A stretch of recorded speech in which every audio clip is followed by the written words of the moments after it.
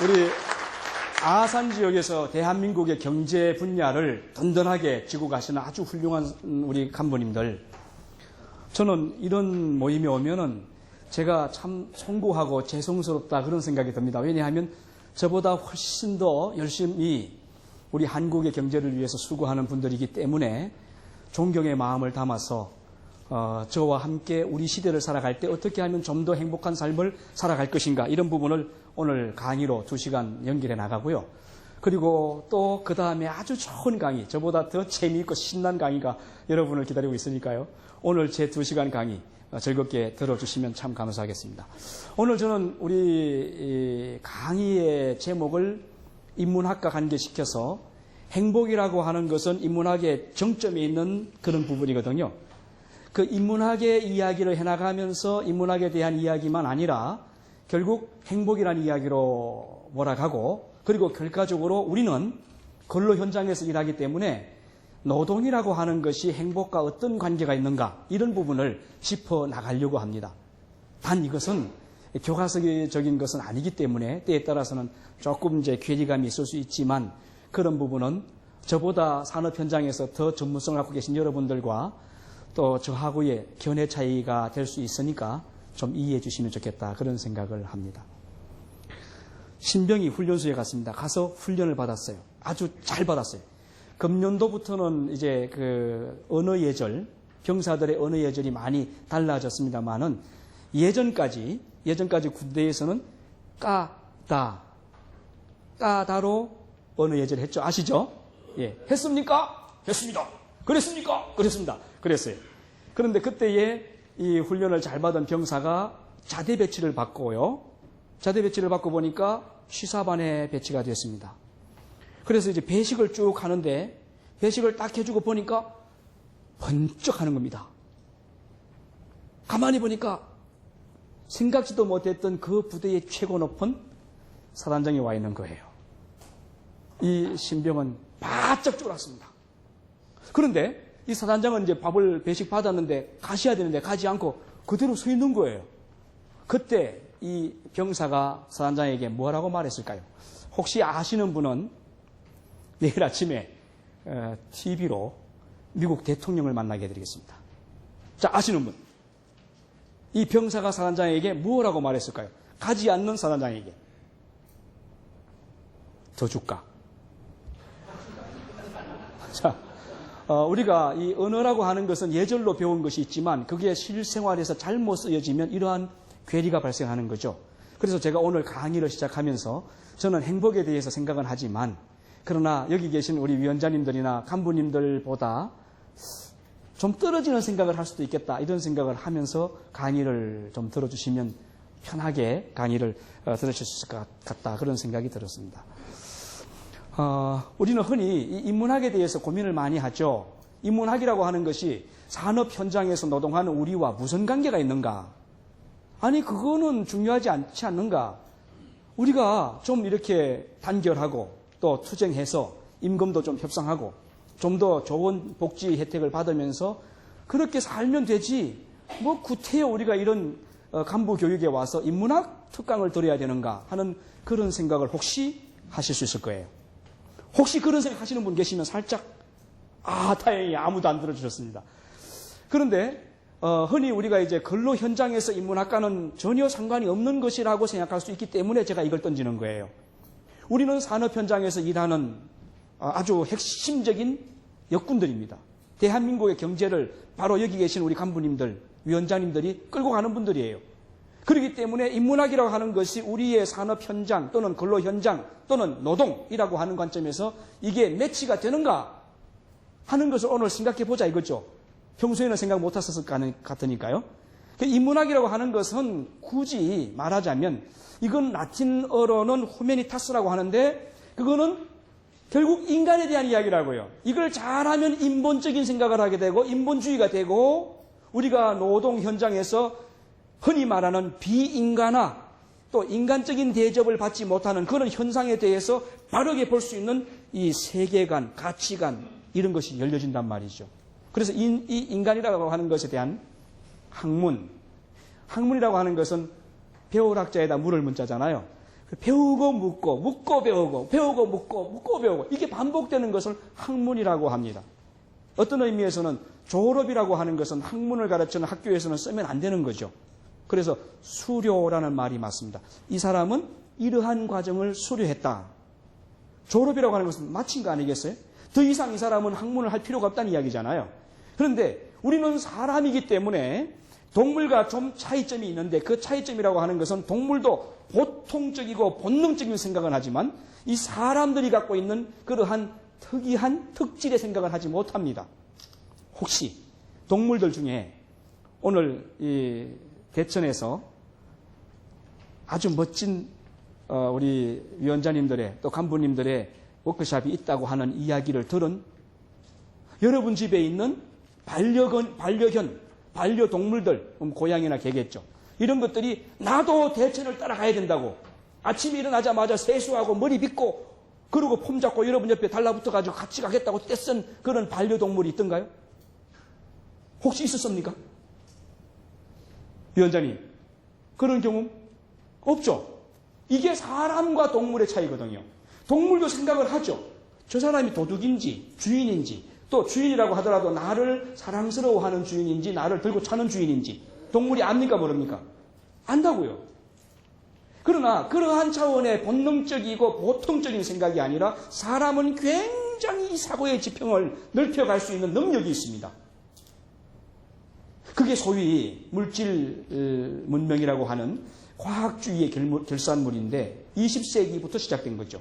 산업사회가 18세기, 19세기 되면서 20세기로 들어와서 이제 그 과학자들이 과학적인 생각을 하게 됨으로써 거기에서 문명이 아주 급팽창해가지고 지금은 이미 스피리트라고 하는 것이 화성으로 갔지 않습니까?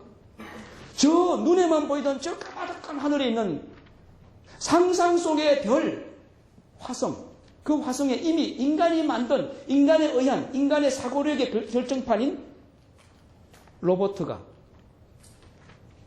그 화성에 가가지고 화상을 지금 헤매고 있어요. 그리고 거기서 뭐 사진도 찍고 거기서 이렇게 채취도 하고 해가지고 미국 나사로 그냥 그대로 데이터를 보내고 있습니다. 이거는 지구에 있는 모든 생명체 중에서 인간만이 만들어내는 아주 탁월한 능력인데 이러한 탁월한 능력은 어디서 나왔느냐? 바로 이 인문학적 노력 때문에 나온 거라는 거죠. 우리가 일하는 산업 현장에 보면 아주 다양한 기계들이 많이 있습니다. 그렇죠? 혹시 우리 간부님들 일하시는 그 현장에 로봇팔이 있습니까? 로봇팔. 있는 회사 한번 손 들어보세요. 있습니다. 앞으로는 이 로봇팔만 아니고 완전히 사람이 일할 수 있는 그런 부분들을 완전히 배배시키고 100% 자동화 시스템으로 사람은 근무하지 않는 로봇만 근무하는 그런 완벽한 로봇 컴퍼니. 그게 가능하다는 거죠. 이런 것도 전부 이 학문의 결과란 말이에요. 그래서 이러한 것에서 그렇다면 인간이 설 자리는 어딘가? 내가 설 자리에 로봇가 서버리면 나는 실직자가 되는데 라고 하는 문제가 바로 생기는 거죠. 이런 부분들, 이렇게 저항하지 못할 강력한 문명의 파워, 그런 문명의 파워가 지금 쓰나미처럼 전 세계를 밀고 가고 있는데 우리 한국도 예외가 아닙니다. 위원장님들 고민되는 게 그걸 거예요. 실직자를 이거 어떻게 할 거냐. 강제로 어느 날 해고당하는 우리 조합원들을 어떻게 해결할 거냐. 이분들이 해고됨으로써 그 가족들은 부양가족들은 어떻게 먹고 살 것인가. 이런 부분에 대해서 고민하는 분들이 위원장님들 아닙니까? 그렇죠. 그래서 어떻게 하면 우리가 같이 임금을 올리지 않고라도 같이 좀 포용해서 함께 더불어 살아갈 수 있는 그런 직장을 만들 것인가 이런 고민을 하실 텐데 그러나 회사 입장에서는 아니 사람을 쓰는 것보다 로봇을 갖다 앉혀놓으면 훨씬 더 나는 집안에 일이 있어서 가야 돼요. 집안에 결혼식이 있습니다. 오늘 나 몸살 났습니다. 오늘 차가 늦게 와서 지각했습니다. 이러한 골치 아픈 이야기를 들을 필요가 없이 24시간 1년 내내 그냥 그대로 정확한 포인트로 불량률 제로 그리고 정확한 목표를 생산시키는 그러한 기계에 의한 이 회사가 경영되면 얼마나 편하겠습니까? 회사 입장에서는 노조 임금 협상 춘투 안 하잖아요. 이 로봇가 하겠습니까? 그러니까 그런 쪽으로 자꾸 몰아간단 말입니다. 그러한 상황 속에서 우리는 인간다운 삶을 살기 위해서는 어쩔 수 없이 경제적 행위를 해야만 되고, 그 경제적 행위를 하기 위해서 노동을 해야 되는데, 노동의 현장이 없어짐으로써 우리는 경제 행위가 없어지고, 그로 인해서 우리의 생활은 극심하게 낮아지는 상황으로 갈 수밖에 없는 상황이기 때문에, 이러한 굉장한 어떤 그런 변혁의 시기 속에서 지금 우리는 맞이하고 있는 것이죠. 그래서 이 인간에 대한 학문을 제대로 하면 그런 문제를 풀어나갈 수 있기 때문에, 저는 우리 특별히 노동조합의 간부님들만 아니라 CEO들을 대상으로도 행복특강을 합니다.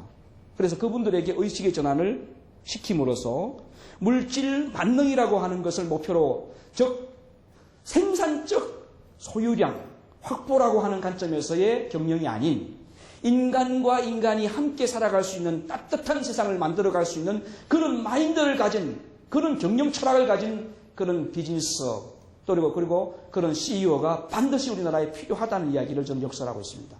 제가 그렇게 하면 여러분 괜찮지 않습니까? 박수도 나오던데요. 저쪽에서는. 예. 자, 그래서 인간에 대한 학문인데, 결국 이러한 이야기는 인문학의 핵심적인 내용인데, 그게 구체적으로 말한다면 어떤 내용을 담고 있느냐 이겁니다. 우리는 인문학이라고 하는 것이 나하고 상관이 없다고 생각하였을 수도 있었지만, 오늘 김용진 교수의 이야기를 들어보니까 우리의 지금 삶을 위협하는, 우리의 목을 지금 죄고 들어오는 이러한 물질 문명의 여파, 그게 쓰나미같이 우리의 회사에도 얼마든지 들이닥칠 수 있다. 그래서 얼마든지 갑작스럽게 감원, 감축, 해고, 실직자 이런 문제가 우리 회사에서 생길 수 있다라고 하는 것을 인문학적 관점에서 예견했다고요. 지금 벌써. 지금 여러분과 저하고 좀 동의하고 있습니다. 여기까지. 그러면 이러한 것이 인문학에서 해결 방법을 찾자는 거고, 그러면 구체적으로 인문학이 뭐냐라고 하는 것에 대해서 정확하게 답을 낼 수 있어야 되는데, 이 인문학이 뭐냐라고 하는 것은 인간의 사상이란 도대체 어떤 것이냐, 동물과 인간의 차이가 어떤 점에서 있더란 말이냐, 이런 거죠. 그리고 동물의 문화 있습니다. 코끼리 같은 경우는요, 자기의 조상이 죽으면 그 죽은 코끼리 무덤이 있어요. 거기 가서 죽어요. 그러면 1년에 한 번 정도 그 자손 코끼리들이 같이 부족을 이끌고 거기 와서 그 뼈를 코로 이렇게 들어가고 놓고 거기서 눈물을 뚝뚝뚝 흘리다가 한동안 거기서 서 있다가 갑니다.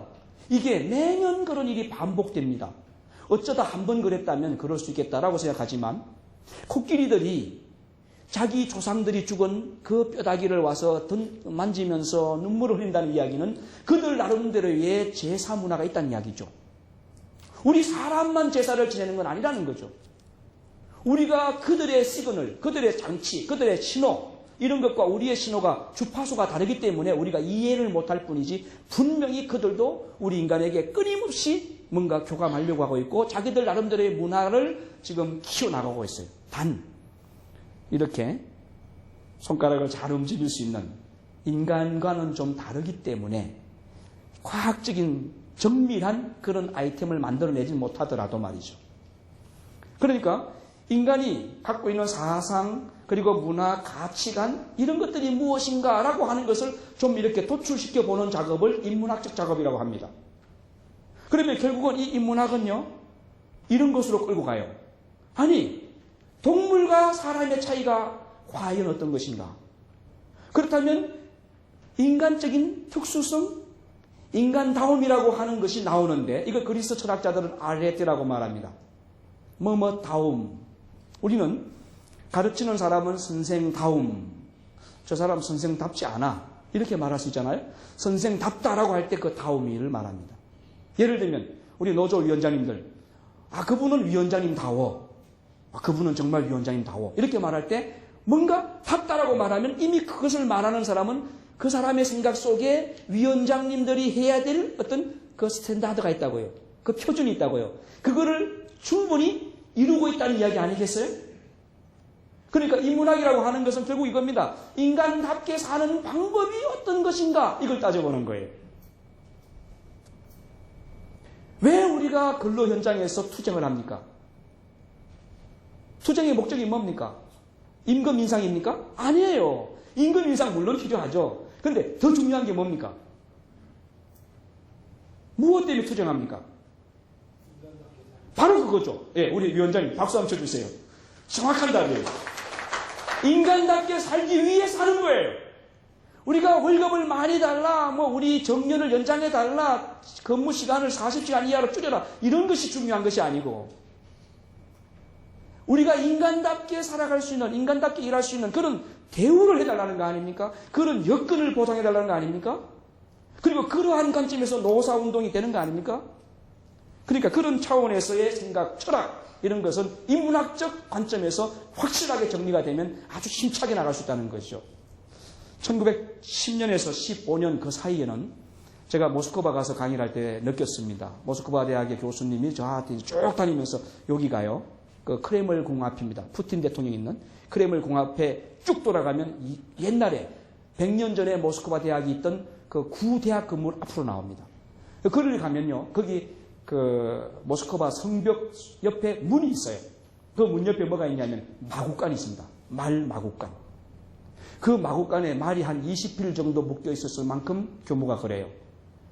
그걸 설명하면서 이 자리가 칼 마르크스가 그 마차를 끄집어내고 그 마차 위에 올라서서, 여러분, 우리 러시아인들은 지금 여기에 그 제정 러시아 그 왕들이 몰고 쓰는 말들보다 더 비참한 대우를 받고 있습니다. 우리는 저 말들보다 못합니다. 그러니까 우리가 일어서야 됩니다. 이런 말 했다고요. 그때에 그 모인 군중들이 그 말에 힌트를 얻어버린 거예요. 아, 정말 그렇구나. 저 말들은 삼시세끼를 다 먹고, 비가 오면 비를 맞지 않는 곳으로, 눈보라가 치면 눈보라가 맞지 않도록 다 천막을 쳐주면서 저렇게 대우를 해주는데, 우리 러시아 사람들은 먹을 것이 없어서 그냥 나앉는구나. 그런데도 이 왕조는 우리를 돕지 않는구나. 그렇다면 이 제정 러시아 왕조는 없어져야 되겠구나 라고 하는 생각에 하나의 합일점이 돼버린 거예요. 그래서 그들이 함께 힘을 합쳐서 러시아를 바꾸죠. 제정 러시아가 그렇게 무너지는 겁니다. 우리가 일을 할 때에 어떠한 명분이 분명해야 되고, 그 명분에 대한 철학적 가치를 부여해 주는 것이 지도자의 임무인데, 그러한 일을 칼 막스는 했다는 이야기죠. 참고로 저는 공산주의자가 아닙니다. 칼 마르크스의 공산주의로 옹호하는 사람 아닙니다. 단 그 사람이 왜 그러한 전 세계를 양분화시켜가지고 동서냉전 시대를 만들어가고, 그 당시에 43억 정도의 인구 중에서 거의 절반을 칼 막스를 추종하게 만들었었는가. 그러한 힘은 어디서 나왔는가 하는 이야기예요. 바로 이겁니다. 인간답게 살아가는 방법을 제시하려고 노력했기 때문에 거기에 가속도가 붙었고 추종하는 세력들이 붙었고, 실제로 그들의 힘에 의해서 세계는 바뀌어지는데 크게 기여했다는 거죠. 공산주의가 우리 한국 사회에도 많은 아픔을 주었습니다만은, 공산주의라고 하는 것이 있었기 때문에 반대로 민주주의가 더 빛을 발하는 겁니다. 안 그러면 만약에 공산주의가 없다면 그냥 제국주의 시대에 왕의 자리에 대통령이 올라가는 거고, 그대로 그냥 완전히 왕정체제로 그대로 가버리는 거예요. 그러니까 이러한 어떤 이거는 이제 해겔의 정반화 원리에서 말합니다만은, 이러한 태제가 나오면 그러한 태제에 대해서 문제점을 제시한 안티체제가 또 나오고, 그래서 이게 합쳐져 가지고 새로운 태제가 되고, 또 다시 안티가 나오고, 그래서 자꾸 이렇게 발전해 간다 하는 이야기잖아요. 우리가 실제로 이제 일하시다 보면 아마 위원장님들 그런 경험이 있을 거예요. 나의 생각은 이건데, A라는 생각인데, 그 간부들의 이야기를 들어보면 또 B도 있고 C도 있고 D도 있단 말이에요. 그래서 A라는 생각이 A-로 수정이 되지 않습니까? 이걸 발전이라고 하는 거잖아요. 그래서 이러한 발전을 일으키는 것에 필요한 것이 바로 인문학적 관점이고 인문학적 차원이다라고 하는 겁니다. 동의하십니까? 예. 자, 그러면 흔히 우리가 인문학과 자연과학을 좀 구별해 보자고요. 우리가 대학에서 배우는 대부분의 학문은 자연과학입니다. 인문학이라고 하는 것은 국한되어 있습니다. 철학을 중심으로. 보십시오. 이렇게. 인간은 어떤 손을 통해서 물질을 생산하고 이렇게 하는 것으로만 발전시키면 그 사회는 이상한 사회로 갈 수 있습니다.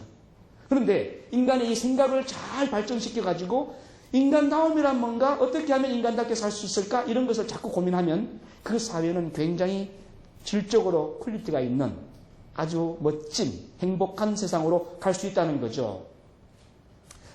수학, 물리학, 화학 이런 사람들이 필요하죠. 그런데 이 사람들이 만든 세상은 과학 세상입니다. 아주 머리 좋은 사람들이 만든 게 로봇이에요. 인문학자가 만든 것은 아닙니다. 과학자가 만들었습니다. 인문과학자가 아닌 자연과학자들.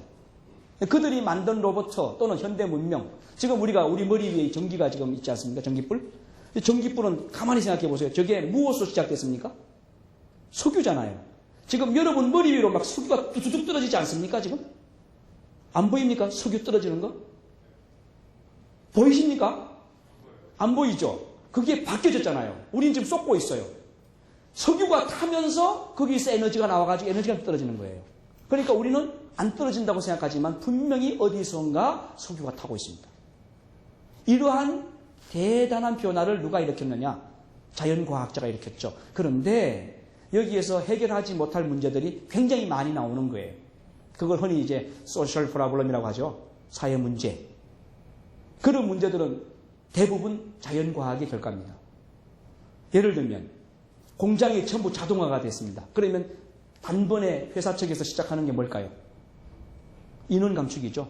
그 인원 감축이라고 하는 문제는 결국 우리 사회를 불평등 사회로 만들어 갑니다. 왜요? 실직자가 되니까요. 실직자가 되면 이제는 그 사람의 소득은 줄어들었잖아요. 그러면 이제 전세금 까먹게 되고 나중에 나는 거죠. 1997년도에 우리나라에 IMF가 왔을 때 저는 IMF가 도대체 무엇인지 몰랐기 때문에 제가 대학원 다닐 때입니다. 그때에 후배 두 사람과 함께 세 사람이 서울역으로 갔습니다. 달랑 배낭 하나 짊어지고 그 차비 올라가고 내려오는 차비만 딱 들고요. 그리고 3일 동안 서울역 그 지하도 밑에 그리고 탑골공원 그리고 서울역 뒤에 있는 서소문공원 거기 가서 3일 동안 제가 누워봤습니다. 저는 크리스찬인데 새벽 4시 되니까요. 교회에서 와가지고 밥 준다고 일어나라 하더라고요. 근데 일어나가지고 있으니까 줄 서래요. 줄을 넉 줄로 딱 세우더니 일어나세요. 앉으세요. 그랬더니 그 다음부터 막 설교를 하시는데 그 설교를 들으면서 제가 그 생각했어요. 아니다 이거. 지금 여기 있는 사람들은 밤 12시가 넘어서 그제서야 그 골판지, 신문지 이런 거 주워다가 깔고 그대로 누웠습니다. 누웠는데요. 혹시 누워보신 분 혹시 계십니까? 제가 그때 누웠더니 그 벽 쪽으로 요 한 20cm 뼘의 그 하수구가 흘러가는데 하수구. 그 하수구에 노숙자들이 오줌을 눕니다. 이분들이 알코올 중독자가 많으니까요. 그냥 거기다 오줌을 넣는데 그 오줌이 흘러가는 하수구 쪽으로 머리를 이렇게 누워서 자려고 하니까 도저히 잘 수가 없어요. 그래서 거꾸로 누웠습니다. 누웠더니 지나가는 사람들이 지하도를 지나가는 사람들이 구두발짝 소리가 촉촉촉 나는데 말이죠. 저 사람이 지나가다가 내 머리통을 밟으면 어떡하나 이런 생각이 나버리는 거예요. 도저히 잘 수가 없어요. 그래서 웅크리고 잤습니다. 새우잠을. 그리고 새벽 4시가 되니까요. 설쳤는데 정신이 붕 떠 있는 거예요. 어디 가서 씻을 데도 없고요. 그런 상태에서 줄을 서라고 섰고 앉으라고 앉았는데 30분 이상 설교를 하는데 그 설교가 저한테 안 들어오더라고요. 그때 제가 그 생각을 했습니다. 아, 이건 아니다. 배고픈 사람에게 지금 급한 것은 뭐예요? 밥이에요. 그 설교한 사람은 인문학적인 생각을 못하기 때문에 자기 종교만 생각하고 막 그냥 그것만 주입시킨 거예요. 그 사람의 정말 필요한 그 사람의 그 필요성을 못 느꼈던 거죠. 그래서 제가 나중에 신학대학에서도 교수로 있었습니다만은 그런 세미나가 있을 때마다 꼭 그 이야기합니다. 지금 그 사람들에게 필요한 것은 밥입니다. 밥이 필요한 사람에게는 밥을 주는 것이 진리입니다. 맞으면 박수를 좀 쳐주세요. 여러분 강의는요 강사와 청중이 함께 가는 거예요. 맞으면 막 동조하고 아니요 막 이래야 돼요. 그렇게 강의가 재미있습니다. 자, 그래서 우리가 이 자연과학적 차원에서 세상이 문제가 많이 발생했다. 여기까지 동의했습니다. 사실 인류 문명 가운데 한 3만 년 정도의 그 문명 사회 속에서 불과 100년이라고 하는 20세기의 그 100년이라고 하는 문제, 100년이라고 하는 그 기간 동안에 엄청난 문제가 발생했어요. 이러한 문제는 인문학적 관점에서 나온 것이 아니라 자연과학자들이 만들어낸 사회 문제입니다. 솔직히 인정하자고요. 쓰레기. 철학자가 만들었습니까? 과학자가 만들었습니까? 여러분 지금 앞에 있는 바카스병. 소크라테스가 만들었습니까? 병을 만든 과학자가 만들었습니까? 과학자가 만들었잖아요.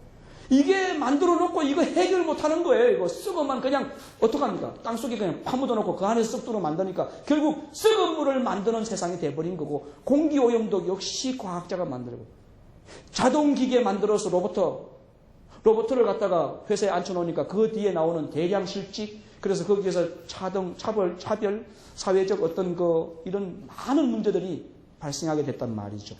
그래서 인문학적 관점에서 세상을 보고 인문학적 관점에서 대답을 찾아야만 된다라고 하는 것까지 동의를 하셨죠?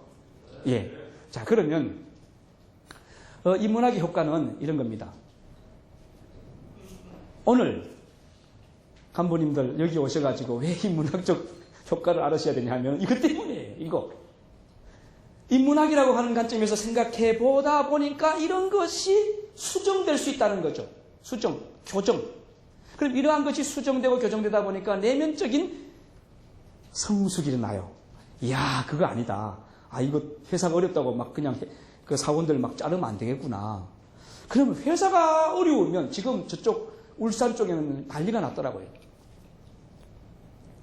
2년, 3년 동안은 뭐 저쪽에 지금 수주가 안 되니까 아예 일이 없으니까 잘 아시죠, 여러분?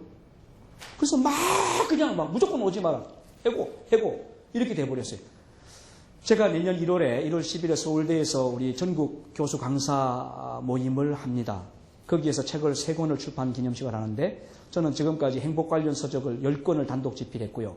그 다음에 25권을 공동 집필했습니다. 거기 내용이 전부 행복과 관계된 건데요. 그 책 가운데 행복 특강의 핵심 주제들이라는 책이 원고가 이미 나왔습니다. 지금 교정 들어가고 있습니다. 오늘 아침도 교정하다가 왔는데 그 책 속에 무엇을 이야기했는가 하면은 4가지를 이야기합니다.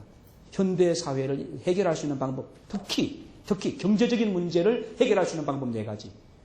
그 가운데 제가 첫 번째로 제시했던 것이 뭐냐 하면 국회의원들의 특권 내려놓기 운동을 벌이자고. 국회의원들이 월 받아가는 그 세비 어마어마하죠. 그리고 그들이 무슨 비서관이 그렇게 3급 비서관이 왜 필요합니까, 거기? 국회의원이 그게 무슨 관료입니까? 아니잖아요? 맞죠? 국회의원은 정말 국민을 위해서 봉사하는 거잖아요. 근데 거기에 그런 지출 많이 좀 있으니까 그걸 좀 줄여서 대한민국의 평균 근로자의 연평균 소득이 3,100만 원이에요. 우리나라. 작년도 통계입니다. 3,100만 원. 3,100만 원 정도로, 국회의원들은 돈 많더라고요. 이번에 20대 국회의원들 평균 재산을 따지니까 20억이 넘어요. 1인당. 그 300명을 다 재산 합산해가지고 평균 딱 내니까 20억이 넘습니다. 그러면 20억 넘는 사람들이니까 한 달에 연봉 3,100만 원으로 받아가도 되지 않겠나. 그 이야기를 제가 거기서 지금 이야기하고 있어요. 국회의원들 특권 내려놔라. 특히 그거 돈 좀 사회로 내놔라. 그 이야기. 두 번째, 재벌들 문제입니다. 기업자들만, 이분들 문제예요. 이분들이 우리 한국 사회에서 얼마나 많은 혜택을 받았습니까? 1960년대, 70년대 들어오면서 우리나라가 그 산업이라고 하는 부분을 제일 인권을 다 말살시키면서까지 경제개발 시켜야 산다 해서 5개년 계획해가지고 7차까지 쫙 밀고 나가잖아요.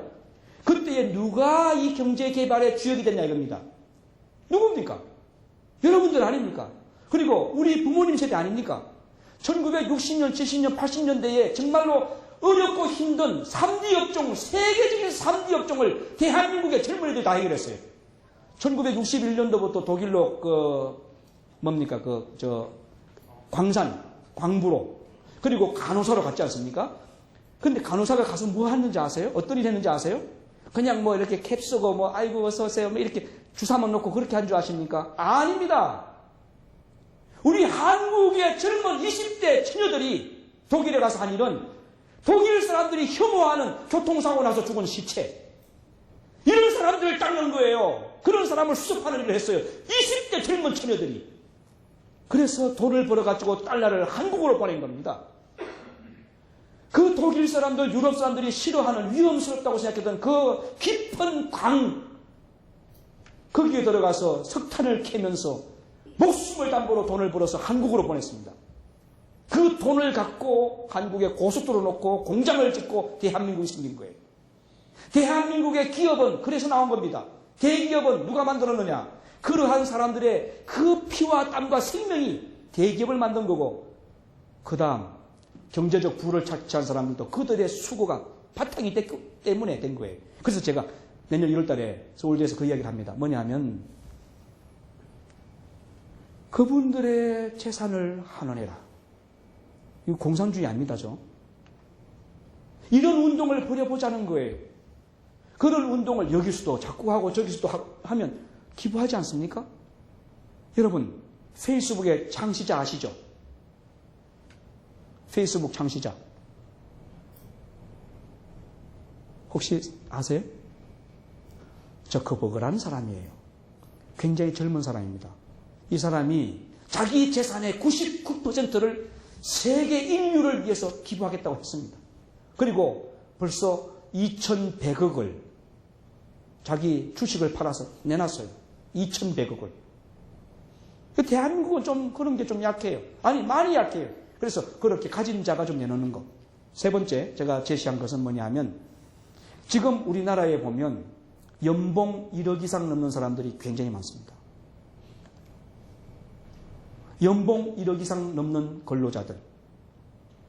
약 1,500만 명이 안 되는 근로자로 추산하는데, 그 가운데 연봉 1억 이상 넘는 사람들이 한 50만 명 정도, 모르겠어요. 정확한지 몰라도 하여튼 굉장히 많더라고요.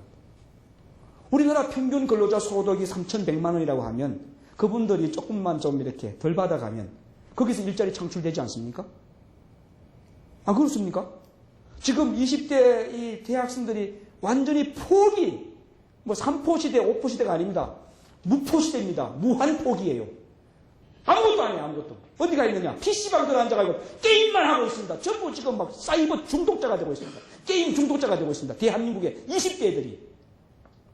이 이야기는 돈 있는 기업인들이나 또는 돈 많은 사람들이나 아니면 좀 억대 연봉 이상 넘는 사람들이 좀 내놓으면 어떨까? 이런 생각을 해봅니다. 그리고 네 번째, 우리 한국 사회를 좀 경제적으로 개혁할 수 있는 방안 중에 하나는 뭐냐 하면 제가 생각한 거니까요. 혹시 여기 위원장님들, 간부님들이 제 생각이 맞다면 이러한 운동을 우리 한번 같이 벌여주면 좋겠어요. 네 번째는 은행에 고액을 저축해놓고 그 금액 대출이자가 아니고 저축이자로 사는 사람들 이야기입니다. 우리나라에 연 5억 이상, 대출이자만 5억입니다. 대출이자만 5억 이상, 연 5억 이상 받는 사람이 몇천 명입니다. 몇천 명. 그 5억 이상의 저축이자가 나오려면 따져보니까 170억이 넘어야 됩니다. 은행에 저축해 놓은 이 돈이 170억. 그 사람 그거 다 못 쓰고 죽어요. 그러한 것을 좀 5억이면 얼마, 1억만 갖고 살지 않겠습니까? 그 사람? 그러면 4억만 좀 이렇게 내놓으면 3천만 원짜리 월급쟁이 10명 이상이 취직할 수 있잖아요? 젊은 애들에게 일거리를 줘보라 이거예요. 그러면 그 아이들이 얼마나 신나겠어요? 우리 한국 사회 산업 현장에 막 들어와서 일하지 않겠어요? 이러한 이야기들은 전부 인문학적 고민을 하면 이런 대답이 나올 수 있다는 거죠. 그래서 인문학적 고민은 우리 한국 사회, 정치, 경제, 사회, 교육, 문화, 예술 어느 분야에서든 반드시 필요하다. 더군다나 지금 한국은 굉장한 리스크에 지금 백척간두에 달려가고 대롱대롱 이게 언제 떨어지나 한국이 언제 추락하나 이런 그런 위기 속에 지금 있습니다. 잘 아시죠? 저보다 더 잘 아시죠? 한국이 정말 위험하다는 거. 왜 위험한지 아십니까? 김대중 대통령 됐을 때만 해도 우리나라 부채가 2,000몇 조라 했습니다. 2,000몇 조. 거기는 국가 부채와 기업 부채와 가계 부채를 합친 겁니다. 지금 놀라지 마세요. 지금 몇 조냐? 5,000조가 넘었습니다. 5,000조라고 하는 것은 어마어마한 겁니다. 여러분 이거요. 한 사람당 1억 원씩입니다. 1억 원씩. 제가 자녀를 셋을 낳았는데 이제 막내가 이번에 대학을 졸업했어요. 큰아이가 30살인데 우리 5 식구가 5억을 내놔야만 국가비를 갚는 거예요. 제로로 만들기 위해서. 대한민국 인구 5천만 명이 다 1억씩 내놔야 됩니다. 노숙자도 1억, 정주영도 1억 이런 식으로. 아, 정주영 씨는 참 돌아가셨구나. 돌아가신 분은 빼고요. 그러니까 살아있는 사람들은 모조리 다 1억씩 내야 갚을 수 있는 어마어마한 빚을 지금 대한민국이 지고 있는데 이게 문제냐? 아니, 더 큰 문제가 있습니다. 2016년도, 앞으로 10년 뒤에는 대한민국 인구의 20.8%가 고령이 됩니다. 65세 이상입니다. 5명 중에 1명이 65세 이상 전부 그런 어른들입니다. 제가 어릴 때만 해도 60세만 되면 상노인이라고 그랬죠. 60세만 되면 전부 꼬부라져가지고 지팡이 잡고 다녀서 이빨 다 빠지고 어디 누구요? 아이고 살아계시네요. 아이고 내년도에 뵈면 좋겠네. 아이 몰라 나 죽을지도 몰라. 그리고 진짜 산으로 갔어요. 60살 넘으면. 그래서 환갑잔치가 대단한 잔치가 됐던 것은 60살까지 사는 것이 기적이니까. 근데 지금 우리 시대는 몇 세까지 삽니까? 그렇죠. 죽어야 되는데 안 죽고 40년을 더 버티는 거예요. 깡다구로. 문제는 이런 분들이 많은 세상에는 복지비가 많이 지출됩니다. 그 대신 이들을 받쳐줄 수 있는 젊은 층이 수혈돼야 되는데 지금 출산율이 완전히 세계에서 가장 낮은 나라로 저출산 국가가 됐습니다. 저는 생명공학을 전공하는 과학자들이 앞으로 남자도 임신하게 할 수 있지 않을까 그런 생각을 합니다. 이제 강제로. 왜냐하면 여자분들이 아기를 안 낳으려고 하니까 그러면 지원해서 남자들도 아기 놓으려면 이리 오세요. 내가 임신시켜줄게. 그렇게 하는 시대가 올 것 같은데 어떻습니까? 여성분들은 괜찮다고 생각하십니까? 혹시 우리가 남성분들 중에 남자도 임신한다고 하고 육아휴가 준다고 하고 이런다면 나도 임신하겠다는 분 계십니까? 없잖아요. 그러니까 우리 정말 여성 근로자들 정말 존경받을 분들이에요. 이분들이 10달 동안 이렇게 얹어가지고 다니잖아요. 이렇게. 근데 이 얼마나 고달프고 그래요. 그럼에도 불구하고 회사에 오면은 그 여성 근로자들에 대한 이 복지가 조금은 지금 나아졌지만 아직까지도 여성 차별이 있어요. 얼마 전에는 뭐 어디 보니까 TV 보니까 결혼했다고 임신했다고 쫓아냈더라고요. 아시죠? 아주 고약한 짓입니다. 지금 어느 시대인데 지금 그런 일이 벌어지고 있는가? 이런 것도 인문학적 생각을 못하기 때문에 그래서 이 반성하지 않으니까 교정이 안 되고 교정이 안 되니까 행복한 세상은 만들어질 수 없는 거죠. 여전히 그런 사회가 악순환되는 거죠. 그런 차원에서 보면 세계적으로 인문학적 이야기는 우리가 흔히 저 소크라테스가 뭐 이야기했지 않겠나라고 생각합니다.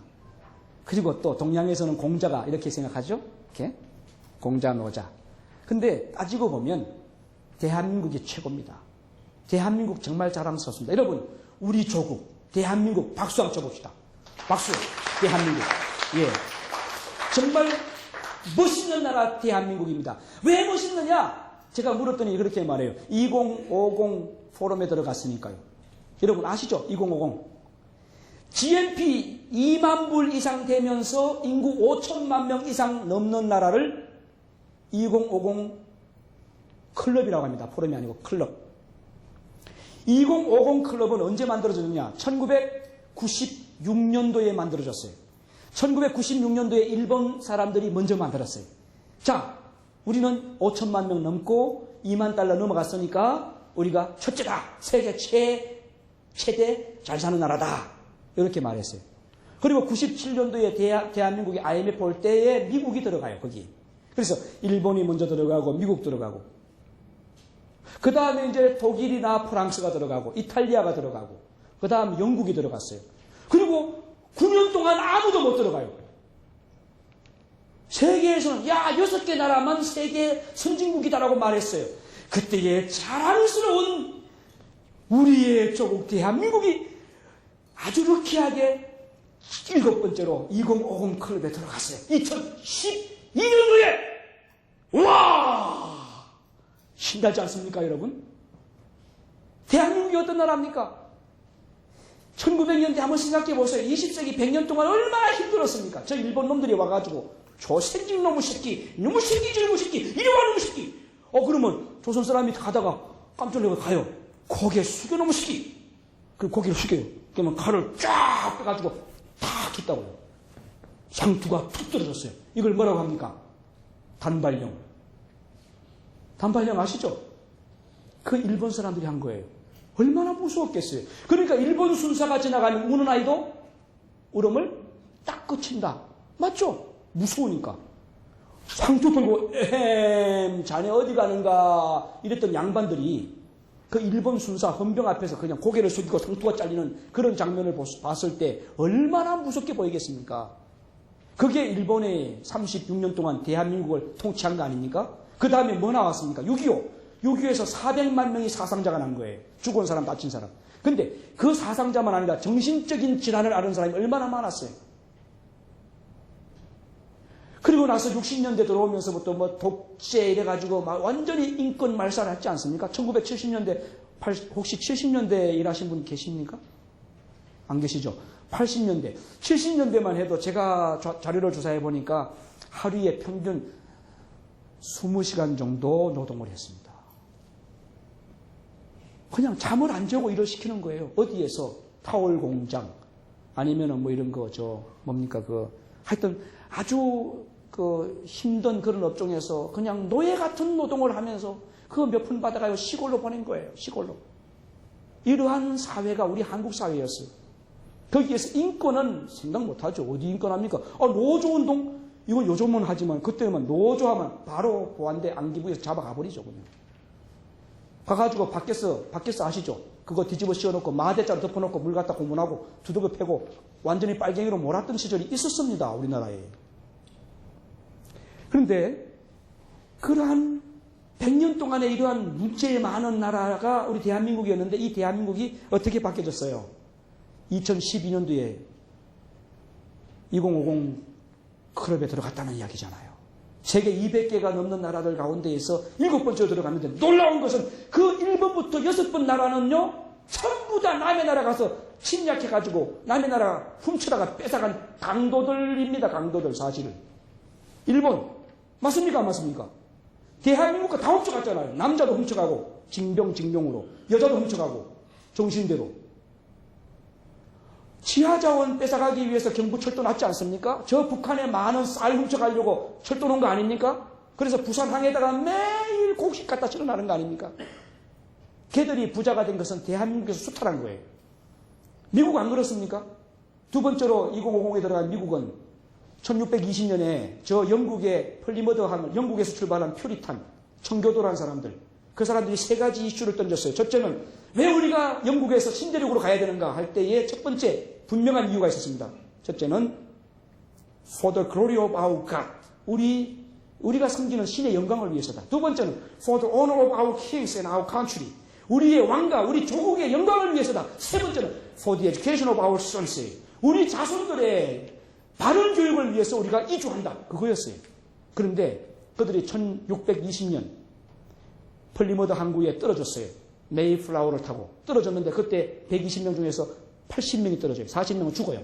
오는 중에. 기아와 전염병 등으로. 그 80명을 아메리카에 살고 있던 그 인디언들이 아유 저것도 사람이네. 그래서 끌어안고 살려줬다니까요. 그렇게 살았던 사람들이 그 인디언들에게 총을 들이대고 쏘기 시작합니다. 그리고 쫓아내버립니다. 어디로? 서부로. 그래서 여러분 오케이 목장의 결투, 서부의 사나이 뭐 이런 거 있잖아요. 이거는 전부 다 아메리카 인디언들이 볼 때는 너무나 속상한 이야기. 미국인들의 관점에서 볼 때는 너무나 통쾌한 일이지만 일본 사람들이 한국 그 처녀들을 데리고 가가지고 마구 군대에서 유린할 때 일본 사람들이 볼 때는 아주 통쾌한 그런 일이지만 우리 한국 사람들이 볼 때는 피가 솟구치는 이야기 아닙니까? 그렇죠? 그러니까 우리 한국은 그런 아픔을 겪었음에도 불구하고 세계적으로 가장 1000번이 넘는 침략을 받았지만 한 번도 세계를 침공해 간 역사가 없는 대한민국이에요. 이게 어디서 나왔느냐? 홍익인간.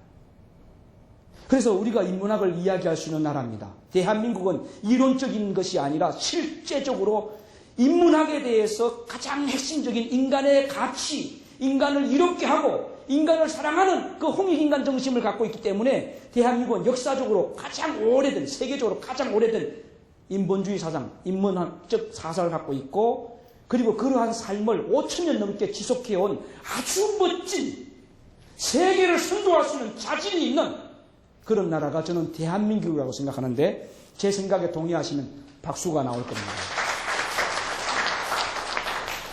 자, 이러한 세종대왕, 이분은 우리나라의 정말 자랑스러운 분입니다. 저는 대한민국에 세종대왕이 있다는 이야기를 모스크바에 갔을 때 러시아 국방성 장교들에게 이야기했어요. 그러면서 한국에서 나온 럭키 치약하고 칫솔 세트를 제가 러시아 국방성의 소령, 중령, 대령들 영강급 장교들에게 선물했습니다. 그랬더니 그 다음날 와가지고 코리아 원더풀 하더라고요. 그래서 왜 그러냐 물었더니 치약이 좋더랍니다. 제가 그래서 치약이 좋은 게 아니라 한국의 정신이 좋다고 그랬어요. 이 한국의 정신 가운데에는 자랑스러운 홍익인간이 있지만 그러한 사상을 이어받은 세종대왕 같은 분이 있다고 이야기했습니다.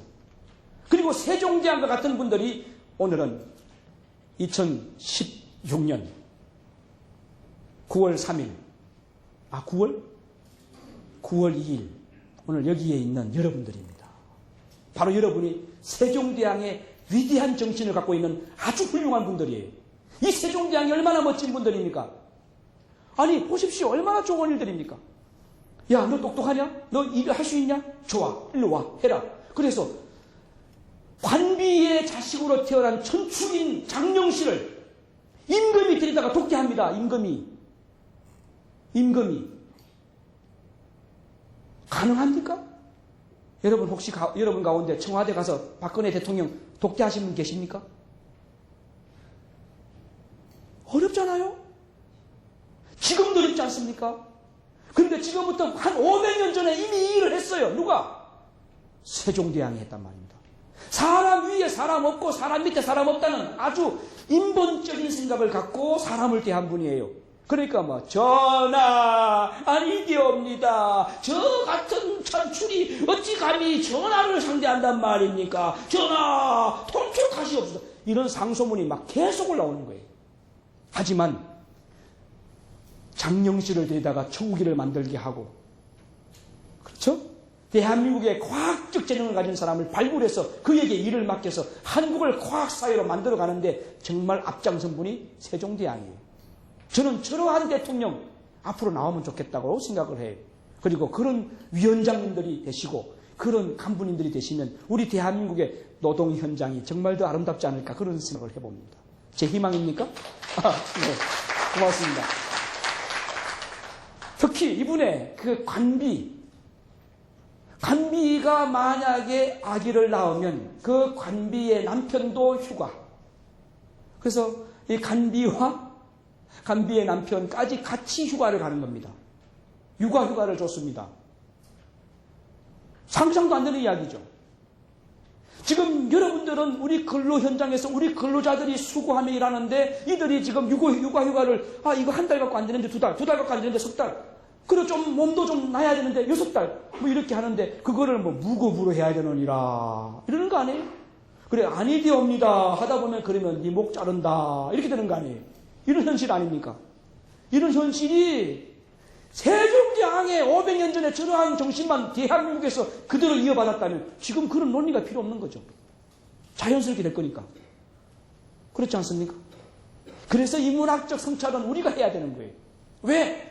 우리 시대에 이루어지지 않더라도 우리 자손 세대에는 보다 사람다운 대접을 받을 수 있는 그런 세상이 되도록 돕기 위해서라는 거죠. 그런데 아쉽게도 인문학에 대한 관심 없습니다. 대학에 철학과 없어졌습니다. 철학과가 없어지고 철학 상담과, 심리 상담 철학과 이렇게 하면 돼요. 희한하게 지금 변질되고 있어요. 중앙대가 얼마 전에 막 분규가 있었는데 저러한 인문학 과목 폐과시켜가지고 난리가 난 거예요. 대학이라고 하는 것은 휴메니타스라고 하는 인간에 대한 이야기를 하지 않는다면 그건 대학이 아니고 벌써 그건 기능인만 만들어내는 비정상적인 어떤 기술학교가 되는 거죠. 자, 그러면 이런 인문학이 퇴보된다면 건강한 인간사회인가 아닌가를 생각해 볼 가치가 없어지니까 이 사회가 잘못됐는지 잘 됐는지를 분석하려고 하지도 않고 생각하려고도 하지 않으니까 그 사회는 완전히 어떤 특정인의 생각대로 그냥 막 끌려가는 종속사회가 되고 그래서 거기에서 분명히 몇 사람만 이득을 보고 나머지 대다수는 착취를 당하는 그런 부정스러운 사회가 되니까요. 그건 불행한 사회죠. 그래서 공식은 이렇습니다. 인문학이 융성하면 행복해진다. 반대로 인문학이 퇴보하면 그 사회는 죽는다. 라는 이야기입니다. 자, 두 번째로 우리가 노동에 대해서 한번 생각해 봅시다. 노동이 없는 사회를 혹시 꿈꾸시는 분 계십니까? 노동이 없는 사회. 우리에게 일거리를 주지 마라. 위원장님 어떻습니까? 우리에게 일거리를 주지 마라. 없죠. 안 되죠. 일거리를 주지 마라는 이야기는 나는 일을 안 하겠다는 이야기고, 그 이야기는 경제적 소득을 받지 않겠다는 이야기고, 나는 경제와 상관없이 살겠다는 이야기인데, 사람으로 태어나서 경제적 관점에서 경제 행위를 안 하고 살 수 있을까요? 제가 요즘 TV 보면서 재미있게 보는 게 있어요. 뭐냐 하면 자연인입니다. 자연인. 여러분 보셨죠? 자연인 보니까 그 사람들이 자연인입니까? 아니면 좀 이렇게 좀 뒤떨어지는 생활을 하는 문명 낙후자입니까? 솔직히. 그렇죠. 자연인 아닙니다. 자연인이라고 하면 말 그대로 자연 속에서 먹고 자연스럽게 살아야 돼요. 홀딱 벗고 살아야 된다고요. 아니면 나무 껍데기 갖다 칭칭 감고 살든지.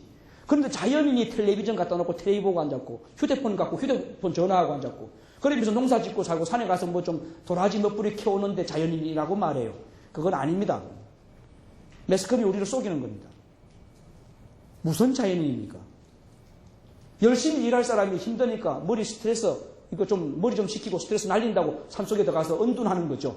엄격히 말하면 나는 사회적인 책임감을 감당하지 않겠다. 난 내 혼자 편하게 살겠다라고 그 힘든 현장을 뿌리치고 나간 사람들이 아닙니까? 자기만 살겠다고? 그런데 여러분은 뭐 하는 분들입니까? 여러분은 지금 근로 현장에서 힘들어하는 근로자들, 우리 동지들, 그들을 쳐다보고 힘들어하는 분들 도와주려고, 어떻게 힘들어? 내가 어떻게 도와줄까? 우리가 어떻게 협상을 해야 되나? 이런 고민을 늘 하는 분들 아닙니까? 맞잖아요? 그래서 여러분들에게 제가 오늘 강의 시작할 때 나는 이 노사운동을 하시는 분들이 참 존경스럽다라고 이야기를 한 이유가 바로 그겁니다. 현실적인 어려운 문제를 비를 맞고 물대포를 맞으면서 고춧가루를 맞으면서 그냥 하는 거예요. 그러면서 소득이 없더라도 하는 거예요. 하지만 소득이 있어요. 약간씩 변화가 되는 거 아니겠습니까? 이 노동은 정말 필요한데 해겔은 이렇게 이야기합니다. 자연을 상대로 벌이는 인간의 노동. 이 노동 때문에 정말 인간의 정신이 발전하고 문화가 발전한다라고 생각합니다. 노동이 없는 사회는 안 한다는 거죠. 왜요? 사실 그래요. 일하면서 고달프거든요. 고달프고 짜증나거든요. 그러니까 좀 덜 짜증나는 방법이 뭘까? 덜 고달프게 일할 수 있는 방법이 뭘까? 요거 생각하는 거예요. 그래서 거기서 좀 더 나은 방법을 생각한다는 거죠. 이 노동이 우리 인간 문화 사회에 도움이 됐다는 것이 해겔의 관점입니다. 또 이 사람이 막스 베버예요. 막스 베버는 프로테스탄티즘이라고 하는 기독교 개신교주의인데요. 청교도 운동에 영향을 받은 그 사람들이 말했던 소위 자본주의를 까는 거예요. 이 청교도들이 어떤 생각을 했냐면 노동하는 것이 선하고 노동 안 하는 것은 악하다는 관점이었습니다. 성경에 나옵니다. 일하기 싫으면 먹지도 마라. 그랬으니까 너도 일해야 된다는 거죠. 하면서 일을 열심히 하면 거기에서 나오는 그 부를, 생산물을 균등하게 나눠 갖는 게 맞는데 일은 죽으라고 시켜놓고 거기서 나오는 이득금은 조금만 주고 먹고 살 만큼만 주고 대부분은 어떤 집중된 쪽으로 간다 이거예요. 그게 자본가일 수 있고 기업가일 수도 있겠죠. 아니면 정치 세력일 수도 있겠죠. 그러한 것에 대한 불만을 이야기하는 겁니다. 이때의 영국의 국왕이 좀 우리 사회가 맨날 일만 하면 되겠는가? 노동도 필요하지만 오락도 필요해. 국민들 좀 오락도 좀 가져. 토요일 날은 일하지 말고 좀 놀아. 이렇게 국왕이 이야기를 하니까 이 영국 국교회를 중심으로 막 대단한 데모가 일어납니다. 노동은 선한 것이다! 이러면서. 노동하기 싫어하는 것은 마귀 짓이다! 이런 이야기예요. 이런 충돌이 있었어요. 이런 이야기 들어보셨습니까? 제가 지어낸 거 아닙니다. 이런 현실에 대해서 막스 베버가 까는 거예요. 왜 그렇게 말하냐? 왜 노동이 노동만 갖고 사냐? 사람이 때에 따라서 놀이도 해야지? 이런 이야기죠. 이 막스 셸러 같은 사람, 이런 사람 이야기합니다. 잘 놀아야 된다. 오늘 저녁에 재밌게 노세요. 신나게 말이죠. 목이 막 쉬도록 노십시오. 놀이를 잘하는 사람이 일 잘하는 사람입니다. 이게 제 이야기 아니에요. 이 사람 이야기예요, 이거. 막스 슐러는 보십시오. 잘 노는 인간은 인간의 본질을 최고로 잘 발휘한다. 노동만 강조하지 마라. 노동 플러스 놀이다. 놀이도 참 중요한 거다. 그 이야기죠. 맞습니다. 니체는 이렇게 말합니다. 자, 보세요. 놀이라고 하는 것은 이렇게 놀아야 된다. 깔깔거리며 노는 거. 그래서 행복한 세상이 되려면 그룩하게 하지 말고 어린아이가 깔깔깔깔깔깔 하고 배꼽을 잡고 막 웃으면서 막 뒹구는 그런 문화. 그러니까 노동만 강조하지 말고 이렇게 즐겁게 풀어줄 수 있는 놀이 문화. 이 두 가지가 병합돼야 된다라고 하는 것이 바로 이 니체의 이야기입니다. 우리가 노사운동을 하실 때에 노동에 대한 문제점만 이야기하는 것은 단편적이잖아요. 그래서 우리가 정말 놀이, 이 노동 현장에서의 즐거움을 이렇게 해줄 수 있는 놀이, 이걸 어떻게 병합시켜 줄 것인가도 이야기하셔야 됩니다. 그래서 그러한 문화를 많이 만들어 주셔야 됩니다. 그래야만 더 재미있게 살 수 있죠. 보십시오. 이 지고성이라는 책에서 바타요는 이렇게 말합니다. 생산과 관계없는 유용성에 결여된 놀이. 생산성을 목표로 하는 놀이 말고요. 자, 오늘 노래 잘 불러. 그 1등 하는 사람한테는 금반지 10돈 줄 거야. 요렇게. 금반지 10돈을 얻기 위해서 막 노래를 막 신나게 막 부르는 거예요. 이거 말고. 그런 거 없이 그냥 그런 유용성이 결여된 놀이. 그런 어떤 보상이나 대가가 필요 없이 그냥 인간의 자연스러움, 인간다움을 표현할 수 있는 놀이, 그걸 만들어라. 그걸 잘하는 것이 인간이 최고로 할 수 있는 행복한 일이다. 이런 이야기입니다. 좀 동감이 되십니까? 예. 자, 그러면 우리가 이렇게 한번 보십시다. 우리 사회는 노동력이 지금 줄어들고 있어요. 품귀 현상이 일어나고 있어요. 젊은이들이 3D 업종 안 하려고 해요. 취직했다가도 그만두고 갑니다. 그래서 이직률이 높죠. 중소기업 쪽에 왜 이직률이 높으냐? 힘드니까. 그리고 소득이 적으니까. 그런 일인데 사실 저는 이렇게 생각합니다. 크게 두 가지 목표를 놓쳤기 때문이라고 생각합니다. 하나는 근본적으로 이 노동 현장에서 휴식을 줘야 되는데 휴식이 인색해요. 그런 거예요. 복지. 이 복지 수준이 낮으니까 이직하는 거죠. 그러니까 휴식과 복지를 회사 쪽에서는 사측에서는 그거 별로 가치 없는 거라고 생각할 수 있어요. 근데 사실 필요한 거죠. 왜 그러냐? 이거 잘 되면은 그 사람들이 노동력을 잘 키워나갈 것이고 그리고 노동 현장에서 일을 열심히 하게 되죠. 그래서 결국은 생산성이 낮아질까요? 높아질까요? 높아지는 거죠. 왜요? 애사심이 생기니까요. 그리고 보람을 느끼니까요. 그런데 자꾸 휴식도 하지 마라. 얼른 가서 일해 하고 복지는 자꾸 엉망으로 가버리면 관심이 식어지고 열정은 식어지고 결국은 생산성은 떨어지고 자꾸 오작동 시켜가지고 물건은 자꾸 크레임이 걸리고 결과적으로 회사는 손실이 생기고 그러면 그게 다시 부메랑이 돼서 수입이 감소되니까 월급 인상을 줄여야 되고 그러면 근로자는 또 어려워지고 그러면 그 관리자들은 또 와서 짜증을 부리고 이러한 것이 반복되지 않겠습니까? 그래서 우리가 회사 쪽에다가 이야기해야 될 건 뭐냐 하면 이러한 원리를 반드시 설명을 해줘야 돼요. 복지를 잘해주고 휴식을 잘하게 해주면 이 사람들이 결국 생산성을 높이는 주역이 된다. 왜 그걸 모르냐? 바보같이. 이걸 알아야 되는데 우리가 기계냐? 그렇게 해서 자꾸 이들이 그런 쪽에 관심을 갖도록 여러분들이 이야기를 하셔야 됩니다. 자, 시간이 좀 많이 갔었는데요. 그럼 이 노동이라고 하는 것은 원래 없었던 건 아니고 있었죠.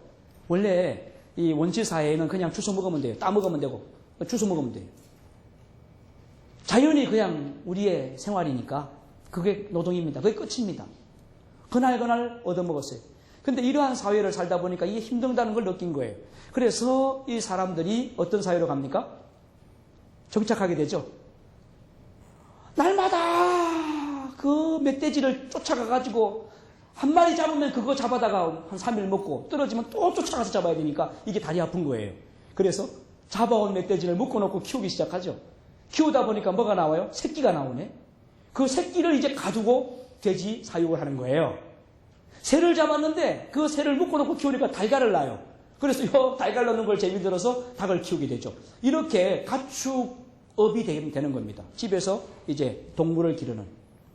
그러다 보니까 이제 이 농경사회에서는 농업과 어업을 중심으로 노동이 경영화되는 거죠. 옛날에는 그냥 경영이 아닙니다. 그냥 생각나는 대로 따먹고 배고프면 따먹으면 되고 하기 싫으면 안 하면 되는 거예요. 이건 경영이 아니죠. 근데 농업은 경영입니다. 봄에 씨앗을 뿌려야 되는데 눈 내리는 겨울에 씨앗 뿌리면 됩니까? 안 되잖아요. 그러니까 뿌릴 때 뿌리고 거둘 때 거두는 거예요. 이게 경영이에요. 그래서 이때부터 경영을 하게 되면서 노동이 좀 더 세분화되고 이제 생각하는 차원으로 올라가게 되죠. 그러다 보니까 이제 고대 사회가 되면서 고대 사회는 노예에 의해서 이루어지는 문명이죠. 돌아다니면서 남자도 잡아오고 여자도 잡아오고 그래서 많은 노예가 있을수록 그 나라는 부유한 나라가 되는 겁니다. 결국은 노동력을 착취당하는 사람들은 이제 피지배 계층.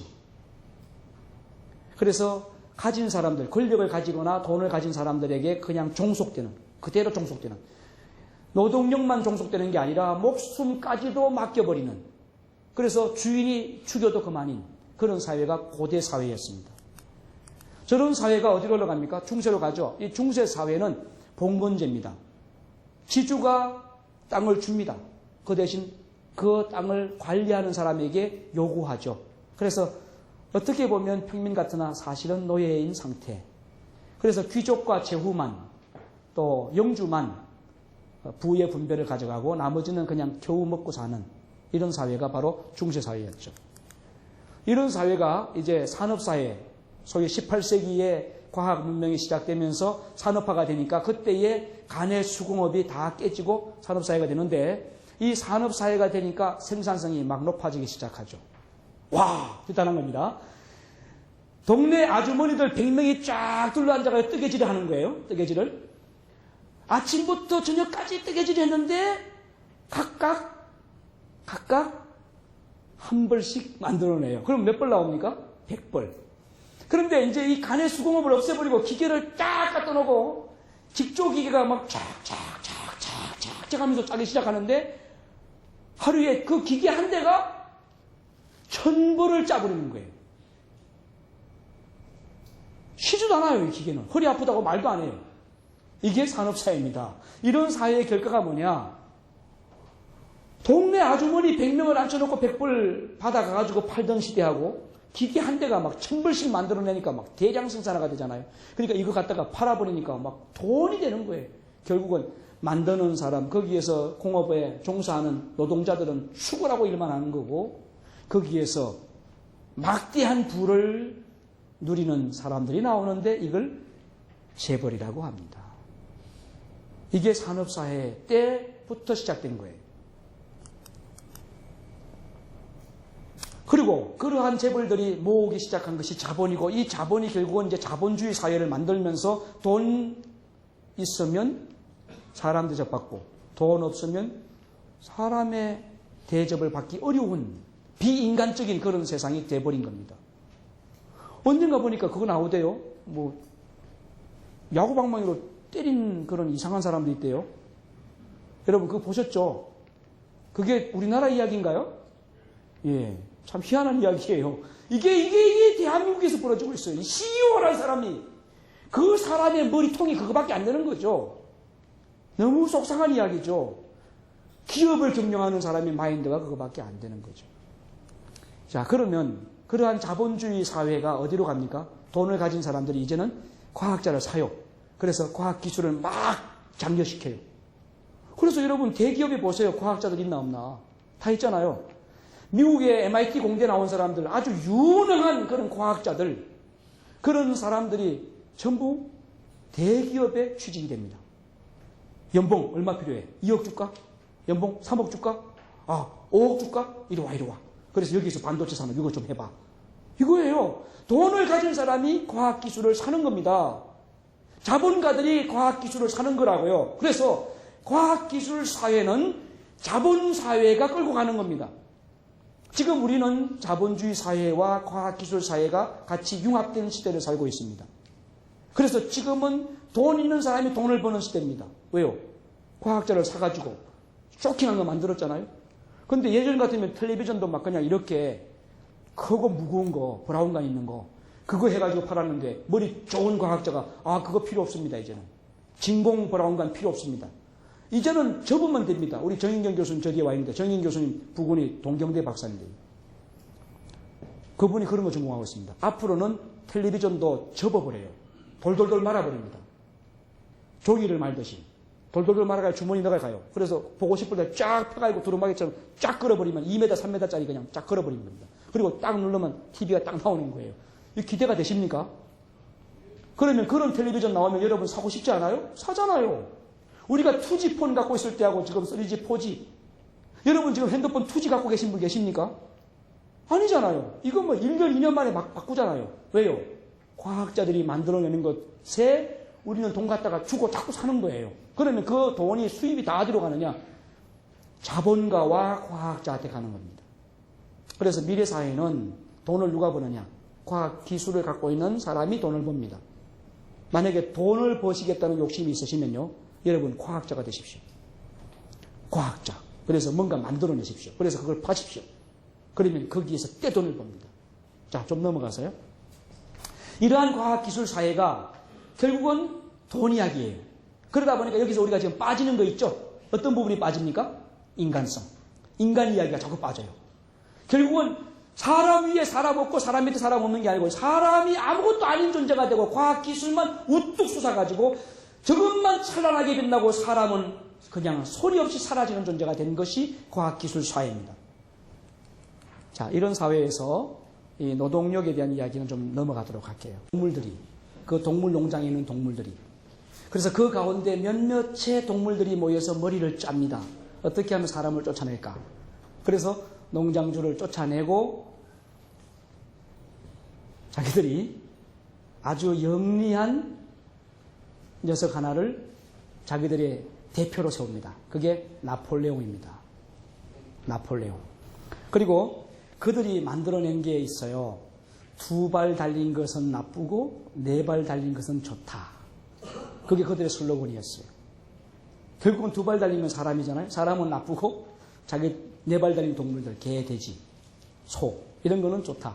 이런 슬로건을 갖고 정말 동물 복지를 위해서 열심히 일하겠다고 떠들어 다니고 시작합니다. 근데 결과적으로는 안 됐어요.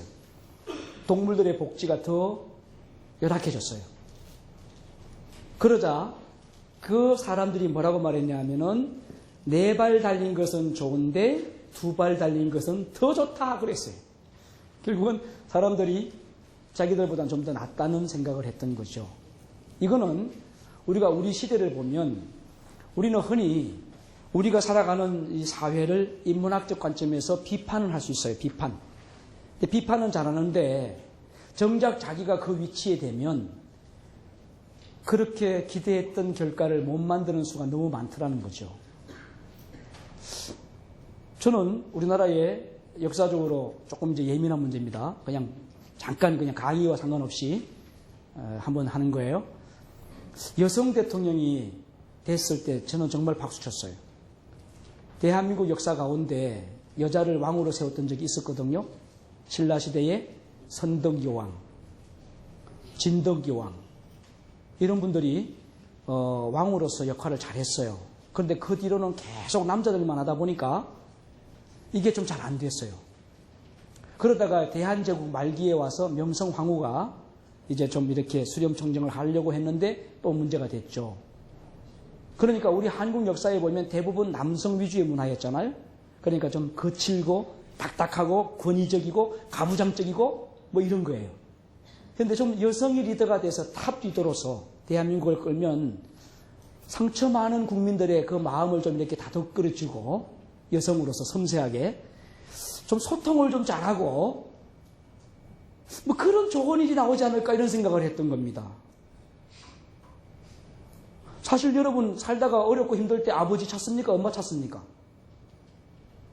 아버지 나 힘들어요 하고 아버지 찾습니까? 엄마 나 힘들어 죽겠어. 엄마 찾습니까? 마누라 찾습니까? 예. 근데 우리 남자나 여자나 할 것 없이 어려울 때는 엄마를 찾는 거예요. 이거를 심리학적으로 오디푸스 컴플렉스라고 합니다.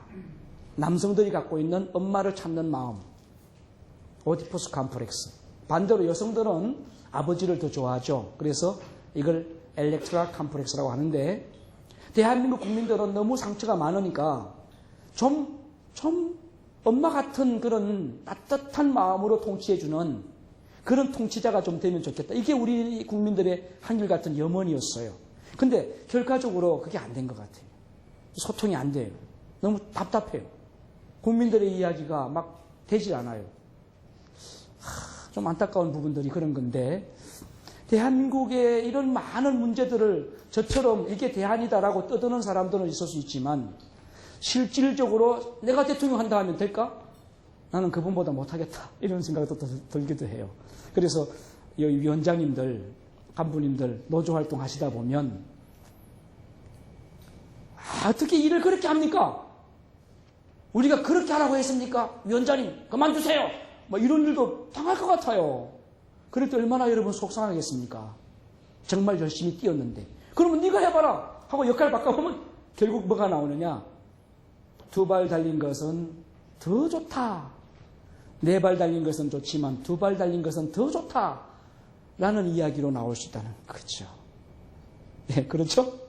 그래서 우리가 한국 사회를 지금 우리 대통령 뭐 잘하는 부분도 있고 못하는 부분도 있고 막 그래요.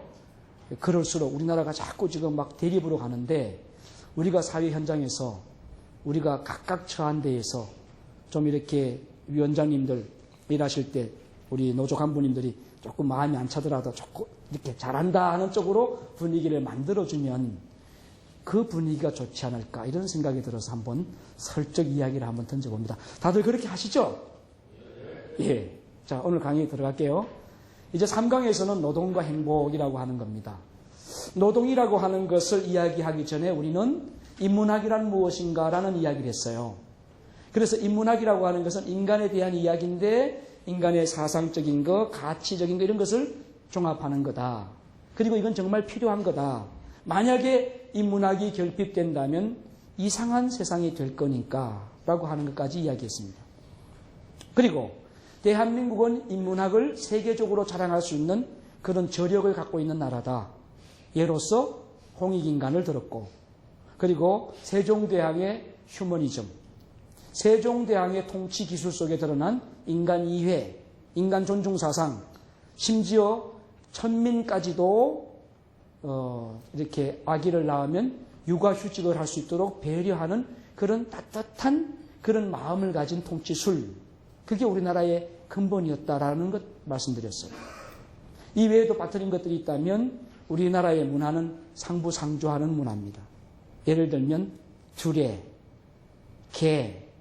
계모임, 그 다음에 향약, 그리고 시골에서 요즘 많이 사라졌지만 모심기 같은 것도 전부 같이 어울러가지고 함께 하잖아요.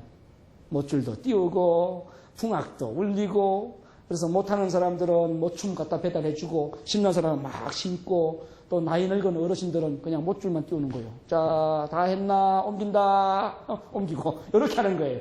그리고 또 아주머니들은 가서 밥 해가지고 그 바가지 몇 개 갖고 와가지고 거기다 바가지 밥 해가지고 와서 쭉 나눠주고 새참 갖다 주고, 이렇게 온 동네가 하나가 되는 그런 문화가 바로 이게 인간적인 세상이고, 그런 문화를 인본주의 문화라고 하는데, 이렇게 사람을 근본으로 생각하는 그런 문화 속에서 기술이 나왔고, 그 기술이 인간을 위한 기술이 돼야 되는데, 사람을 근본으로 생각하는 것이 아니라 사람을 좀 편리하게 한다고 하면서 결국은 목표가 어디로 갔느냐? 전부 이 돈을 모으는 데로 갔다. 그게 산업사회고, 그게 자본주의 사회고, 거기에서 자본과 결탁한 과학자들이 만든 과학기술 사회였다라고 하는 것까지 이야기를 드렸어요. 정리가 되십니까? 예, 확실하게 정리되시죠? 이게 이제 대학원에서 석사과정에서 한 학기 내내 공부하셔야 될 걸 오늘 1시간 동안 여러분 머릿속에 싹 정리한 겁니다. 적어도 이제 우리 아산 지부의 위원장님들하고 간부님들은 대한민국의 그 누구를 만나도 인문학이 왜 필요한가? 당연히 필요하지. 하고 막 핏대를 세우면서 필요하다니까 인문학이 없으면 세상 망한다니까 이렇게 하실 수 있을 거라고 저는 생각이 들어요. 자, 그러면 여기까지만 하면 우리는 인문학자가 되는 거고 인문학 추종자가 되는 거예요. 우리는 산업 현장에서 일을 이야기하는 근로자로서 활동하는 분들입니다. 그렇기 때문에 이제 우리는 이 노동이라고 하는 것이 인문학에 어떠한 영향을 받았고 결과적으로 어떻게 살아가면 노동 현장에서 어떻게 살아가면 행복한 결과를 만들 수 있을 것인가 라고 하는 것까지 이제 결론을 만들어 가야 돼요. 그게 이제 남은 시간 한 50분 동안 여러분과 제가 함께 만들어 갈 내용입니다. 우리가 살아가는 세상을 볼 때 이 시대에 정말 왜 살아야 되는지 그리고 왜 일해야 되는지 그리고 일하면 어떤 결과가 나오는지 여기에 대해서 좀 명료하게 누군가 좀 답을 내줘야 되는데 그런 답을 내주는 사람들이 그리 많지 않아서 너무 속상해요. 위원장님들 왜 노동해야 된다고 우리가 왜 노동해야 된다고 근로자들한테 설명할 때 어떻게 설명하십니까? 여러분이 땀 흘리고 일해야 됩니다. 왜? 내가 왜 일해야 됩니까? 라고 물을 때 뭐라고 말하십니까? 회사가 잘 돼야 되니까요. 아니 월급 받아야 되잖아요. 아니 물건을 만들어야 되잖아요. 이번에 목표가 있으니까요. 이렇게 설명하실래요? 만약에 그렇게 된다면 우리는 생산성이라고 하는 가치를 위해서 살아가는 예속된 노예일 뿐입니다. 그래야 월급 받잖아. 너 일해야지 월급 받을 거 아니야. 결국은 너는 수준노다 하는 이야기로 답을 내준 거예요. 너희들이 땀을 흘리고 열심히 일해야 회사가 잘 되잖아. 그 이야기는 그 회사를 위해서 종속적 존재라는 것만 이야기한 것이죠. 그 위에서 빠진 부분이 있습니다. 아주 처참하게 짓밟아버린 부분이 있어요. 뭐예요? 인간성이에요. 인간성. 인간다움이라고 하는 이야기가 없어요, 지금 여기에. 왜 노동을 해야 되는가? 노동을 했을 때 그 결과가 우리의 삶에 어떤 것으로 영향을 미치는가? 라고 하는 것을 위원장님들이 분명히 이야기를 해줘야 되는 거예요. 그래서 그 사람들이 생산성을 왕창 높여버려야 돼요. 왜요? 기업주들은 생산성만 높이면 좋아하거든요. 그러면 막 그 공로를 인정해가지고 막 성과급을 주거든요. 보너스도 주고 막 해외 연수까지 시켜주고 한단 말입니다. 맞잖아요. 그러면 내가 속한 회사의 근로자들을 몽땅 미국 여행을 한 달 그냥 보낼 생각을 한다면 어떻게 하면 되겠어요? 이 사람들이 2달 동안 일을 할 그런 생산량을 한 일주일 만에 해치우면 되지 않겠습니까? 맞잖아요? 그러면 기업가가 깜짝 놀라지 않겠어요? 이 사람들 놓치면 난리 나겠다. 그러면 내가 월급을 얼마나 올려줄까? 미국 여행 며칠 보내줄까? 먼저 찾아와서 상의 안 하겠습니까? 다른 데로 뺏길 수 있으니까. 그때에 우리 노조의 힘이 나오는 거예요. 결국은 그 돈을 생각하는 사람들이 기업가라면 그 기업가들의 목표량을 채워주면서 우리의 이야기를 할 수 있는 기술, 그 기술이 이제 3장에서 이야기되는 겁니다. 어떻습니까? 들을 가치가 있습니까? 예. 근데 세게 들으셔야 됩니다. 제가 바보 연구처럼 이야기할 수 있습니다. 그런데 여러분도 바보 연구의 아들처럼 들어버리면 곤란해집니다. 그래서 제가 척하면 착하고 착하면 척하고 세게 들으셔야 돼요. 그건 이제 여러분의 능력이에요. 제가 할 수 있는 거는 제가 근로 현장에서 막 일하면서 이렇게 부딪히는 그런 위치가 아니기 때문에 제가 할 수 있는 이야기의 한계는 반드시 있습니다. 그 한계를 갖고 있기 때문에 제 강의의 약점이 이겁니다. 그러나 제 강의의 약점을 뛰어넘을 수 있는 분들은 바로 여기 계신 위원장님들이고 또 간부님들이세요. 제 강의를 스파크를 탁 일으키세요. 그래, 그거구나. 거기에 불을 탁 붙이세요. 그래서 큰 불을 만드는 것은 저의 몫이 아니고 누구의 몫이다? 그렇죠. 여기 계신 여러분의 몫입니다. 자, 노동과 행복. 사실 노동이란 것과 행복이란 것은 이거 안 맞아요. 노동이 어떻게 행복인가요? 힘들어 죽겠는데. 노동을 좋아할 사람 어디 있어요? 쉬고 싶은데. 고달픈데. 그런 것이 반복된다면 과연 그게 행복인가? 라고 말할 때 일단 답은 아니라고 하는 답이 많습니다. 그러면 노동이라는 것 일단은 접어두고, 왜냐하면 여러분이 전문가니까 행복이라고 하는 것으로 한번 우리의 시각을 옮겨봅시다. 그리스인들은 이 행복이라고 하는 것을 유다이모니아라고 하는 단어에서 추리해서 썼습니다. 유다이모니아. 영어로는 해피니스라고 하죠. 그런데 사실 저거 추상명사입니다. 행복이라고 하는 게 어디 있습니까? 행복이라고 하는 걸 어떻게 설명할 겁니까? 엄마의 젖을 빨아먹고 있는 아이에게 물어보세요. 행복이 뭐냐? 그러면 그 아이가 뭐라고 할까요? 네? 엄마의 젖을 빨아먹고 있는 아이에게 행복이 뭐냐? 물으면 그 아이 뭐라고 할까요? 엉해! 그러죠. 젖 먹는 아이한테 젖 못 먹게 방해하면 울죠. 그 아이가 논리적으로 대답 못 합니다. 그러나 어른의 입장에서 보면 배를 부르게 해주는 것이 그 아이에겐 최고 행복이겠죠. 그렇죠? 신혼여행을 간 신혼부부에게 행복은 뭘까요? 집을 사는 것일까요? 그렇죠. 첫날 밤이죠. 그게 행복인 거예요. 그 이상 더 좋은 행복이 없는 거예요. 임종을 앞둔 사람에게 행복은 뭘까요? 죽다가 눈을 싹 뜨고 나 돈이 얼마나 벌어놨나 한번 봐라. 돈 좀 세알해 봐라.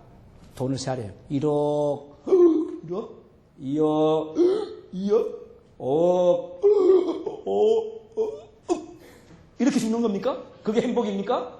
아니잖아요. 죽는 순간에 그 옆에 사람들이 달려와서 아니 선생님 같은 분이 돌아가시다니요. 선생님 너무 좋은데 돌아가시면 안 되는데 좀 더 살아주세요. 그래서 나한테 좀 격려도 해주고 희망도 주고 좀 그렇게 해주셔야 되잖아요. 선생님 돌아가시지 마세요. 돌아가시면 안 된다니까. 이런 사람들이 많이 나온다면 그게 행복 아니겠어요? 맞죠? 죽는 순간에 사기꾼, 너 사기꾼이었잖아. 너한테 돈 갚고 죽어야지. 그냥 죽으면 안 돼 하고 와서 막 멱살을 막 흔들다가 콱 쪼여가지고 숨 막힌다. 하다가 죽는다면 이 얼마나 불행하겠어요. 그러니까 행복이라고 하는 이야기는 케이스 바이 케이스대로 사람과 사람, 환경과 환경에 따라서 달라요. 다 다릅니다. 행복에 대한 결과적인 이야기를 할 수 없다는 거죠. 그러나 우리는 해야 돼요. 왜냐하면 우리가 살아가는 현장 속에서 이 행복이라고 하는 가치를 놓쳐버리면 우리는 정말 힘든 노동자로서의 삶만 생각할 수밖에 없으니까요. 일평생 내가 노동하고 행복을 놓쳐버렸다면 얼마나 불행합니까? 그러나 내가 노동하면서 행복을 찾는다면 이 얼마나 가치 있는 일입니까? 다르잖아요. 물을 반 컵이 있다고 합시다. 컵에 물이 반이 있어요.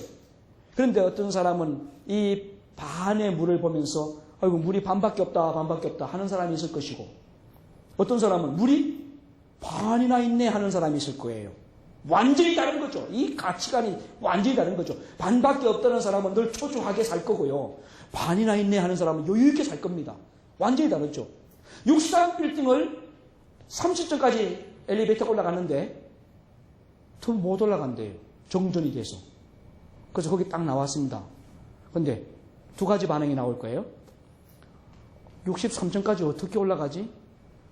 힘든데? 이렇게 하는 반응 하나 하고 야 그래도 30층까지 올라왔다. 와 절반 올라왔네. 이제부터 운동하지 뭐. 이렇게 올라가는 방법하고 두 가지가 있어요. 여러분 이 두 가지 가운데 전자 큰일 났다. 다리 아픈데 어떻게 올라가지? 부정적 생각을 했던 사람과 후자 긍정적 생각을 했던 사람, 이 두 사람은 그 사람의 삶의 패턴이 같을까요? 틀릴까요? 틀리죠. 누가 더 멋지게 살까요? 후자.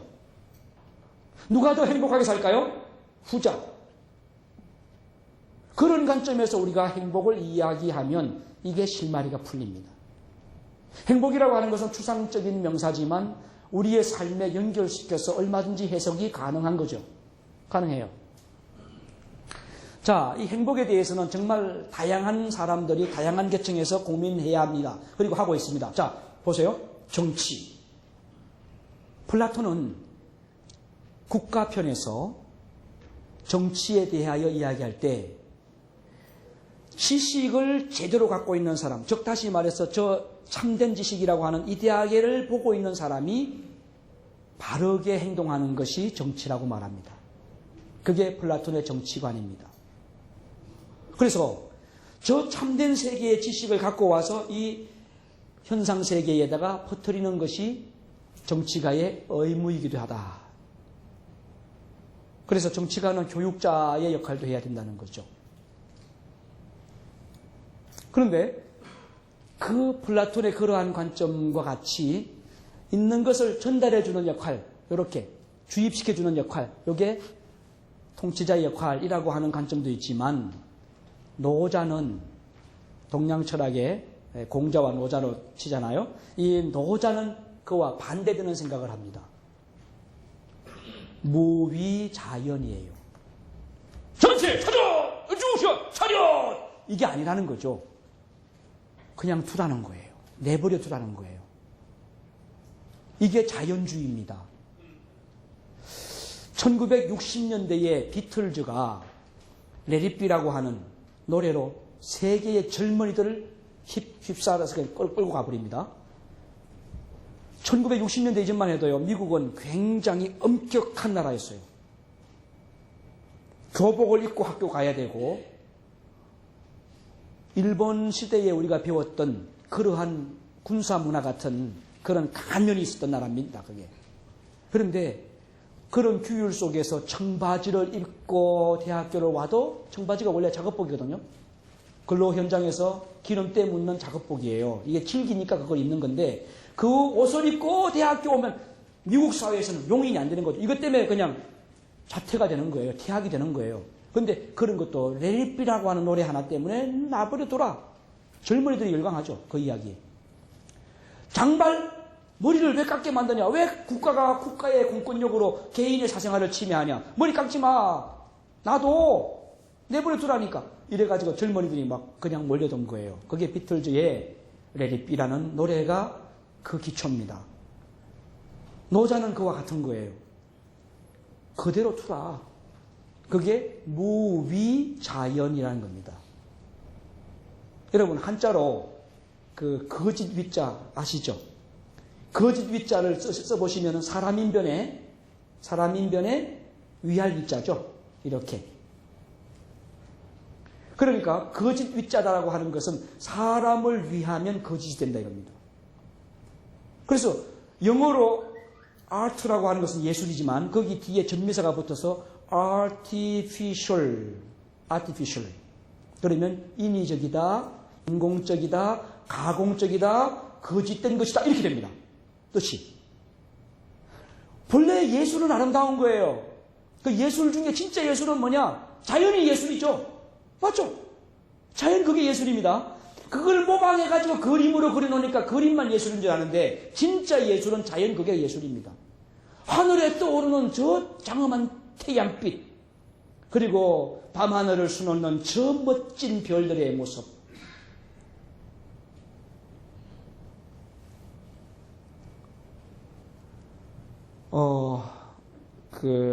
시를 우리가 좀 이렇게 가끔 이제 일하시면서 시나 이런 것 좀 한번 가끔 좀 보세요. 왜냐하면 조금 산업 현장에서 드라이해지기 쉬워요.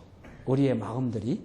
근데 시를 읽다 보면은 마음에 좀 이렇게 넉넉한 여유가 생겨날 수 있습니다.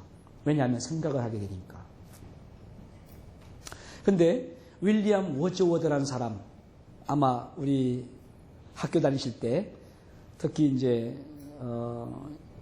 여성 간부님들은 고등학교 시절에 이렇게 시를 이렇게 암송하고 했던 그런 문학 소녀 시절이 있었을 거예요. 그때에 많이 암송했던 시 중에 하나가 윌리엄 워즈워드의 시들입니다. 그 가운데 보면 무지개라는 시가 있습니다. 아시죠? 혹시 누가 그 암송하실 분 계세요? 무지개. 그 시를 보면 이렇게 나옵니다. My heart thrills up when I behold the rainbow in the sky. 내가 하늘에 떠 있는 저 무지개를 볼 때 나의 심장은 벌떡 끓인다.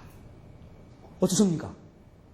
무지개가 하늘에 쫙 여러분 퇴근하는데 무지개가 쫙 떠 있는 거 보면 저 아산 그 평지 위에 무지개가 쫙 펼쳐지는 거 보면 이야 무지개다 무지개 안 그럽니까? 안 그러시죠? 예.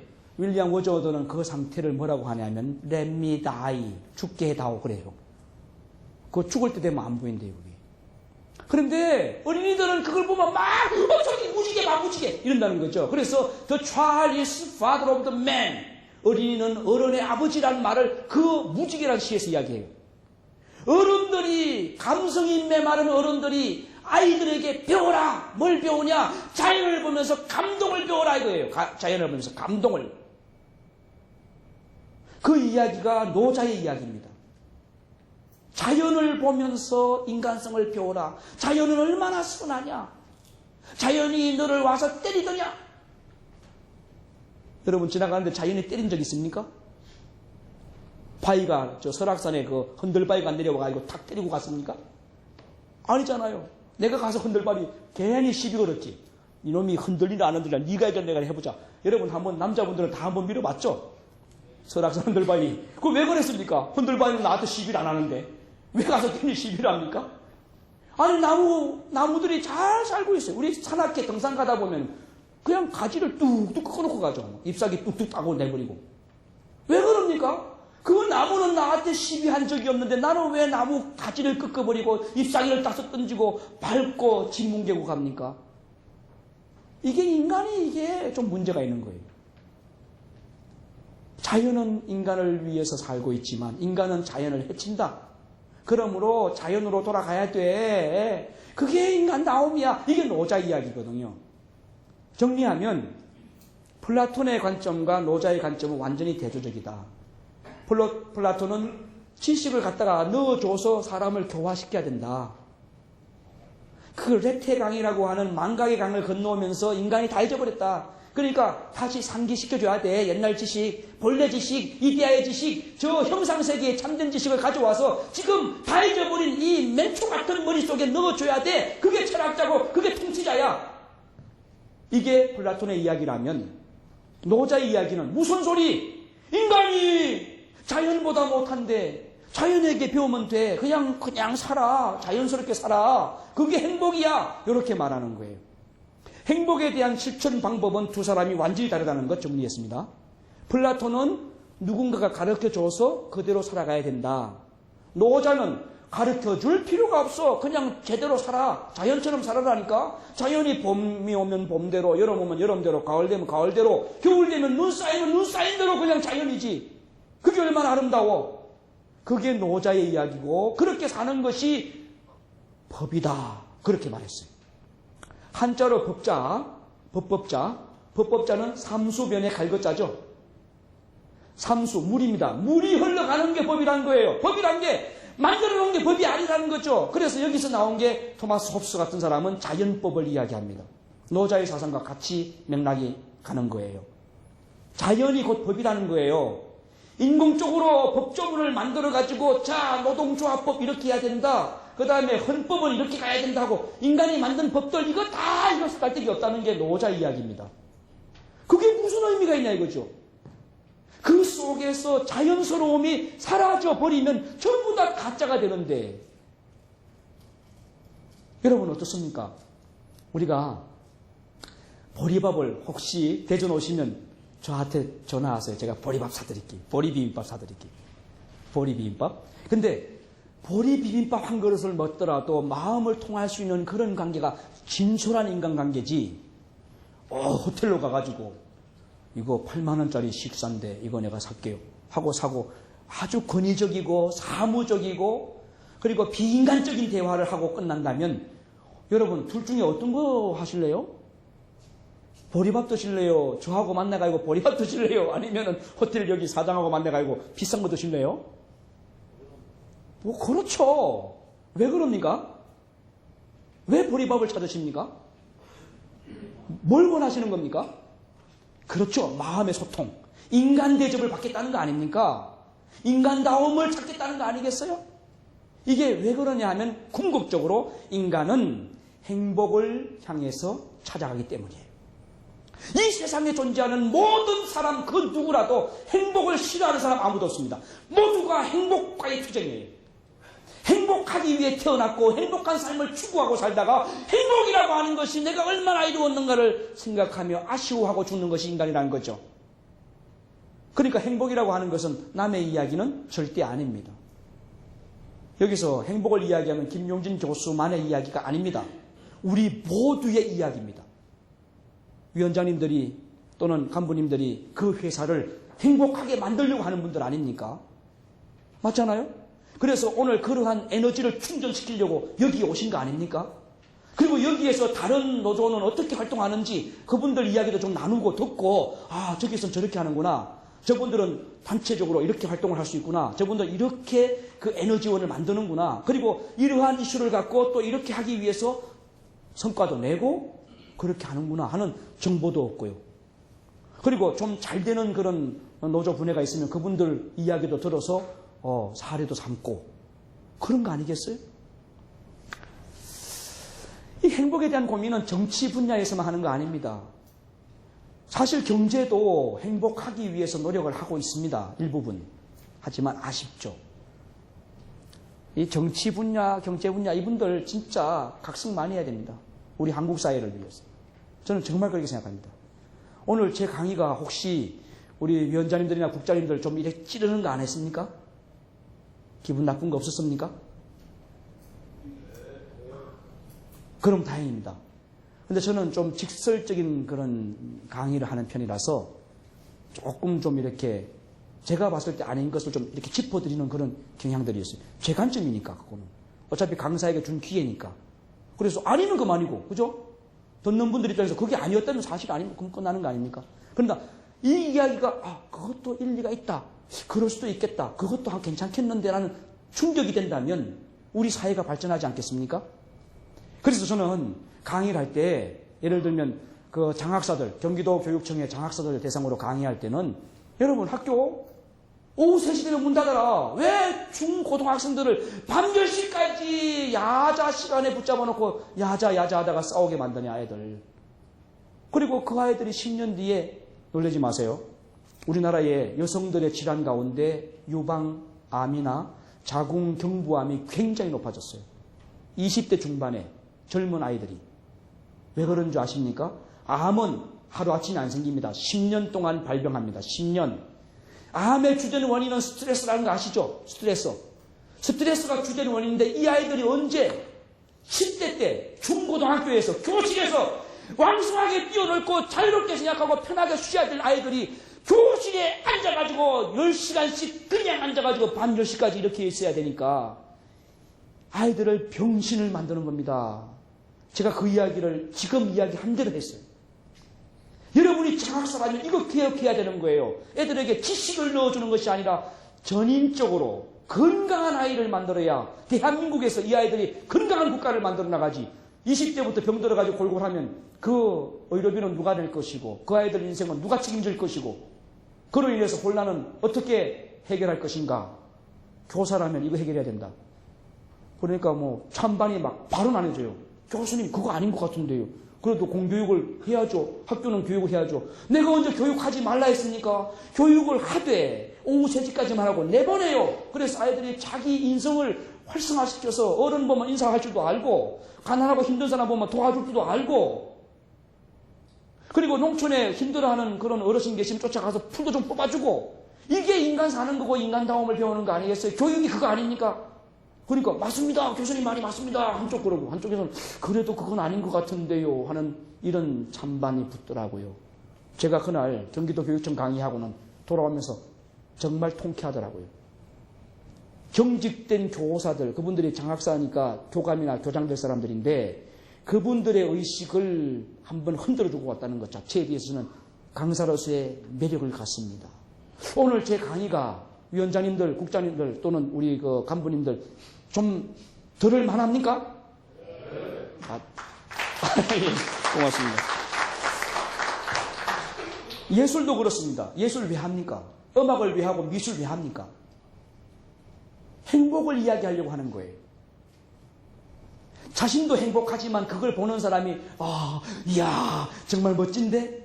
그러면서 그 행복감을 만들어내려고 하는 거예요. 그래서 행복이라고 하는 것을 펜실바니아 주립대학의 마틴 셀리그만 박사는 1996년에 뭐라고 말했냐 하면은 주관적 안정감이라고 했어요. 따라해 보세요. 주관적 안정감. 그렇죠. 행복은 객관적이지 않습니다. 김용진이라는 사람이 이게 행복입니다 라고 말한다고 해서 이게 행복 아니란 거죠. 그거는 김용진만의 행복이에요. 그러니까 아까 질문으로 돌아가서 젖 먹는 아이에게 행복이 뭐냐고 묻는다면 그 아이는 엄마 젖이라고 말하는 거예요. 그 아이에게 금반지가 행복이 아닙니다. 그 아이에게 박사학위가 행복이 아닙니다. 그 아이에게 아파트 키가 행복이 아닙니다. 그 아이는 엄마의 젖을 풍족히 먹고 그 시간 만족하는 겁니다. 이것을 마틴 셀리그만 박사는 뭐라고 했다고요? 주관적 안정감. 주관적 안정감을 다른 말로 하면 두자 행복이라고 합니다. 우리가 일터에서 행복을 나한테 주세요. 안 됩니다. 못 줍니다. 누가 줍니까? 행복은 내가 만들어 가는 겁니다. 내가 누리는 겁니다. 내가 일터에서. 그러니까 우리 회사를 행복하게 만들어 달라니까요. 사장님, 위원장님, 우리 근로환경 행복하게 좀 만들어주세요. 웃기는 소리예요. 그거 안 돼요. 어떻게 해야 되느냐? 내가 만족하는 상황으로 내가 만들어 가는 겁니다. 내가. 자, 두 가지의 유형을 이야기할게요. 하나는 의무감에서 하는 노동자가 있습니다. 예를 들면 음식점으로 칠게요. 주방장입니다. 직업이. 오늘 짜장면 100그릇을 만들어야 됩니다. 그럼 100그릇을 하기 위해서 양파도 썰어야 되고 감자도 썰어야 되고 고기도 썰어야 되고 막 밀가루도 치대야 되고 반죽도 해야 되고 막 그것도 이게 치야 되고 얼마나 복잡하겠습니까? 삶아야 되고 씻어야 되고 100그릇을 또 해야 되고 그릇도 씻어야 될 거고. 와, 오늘 죽었다. 오늘 100그릇이다.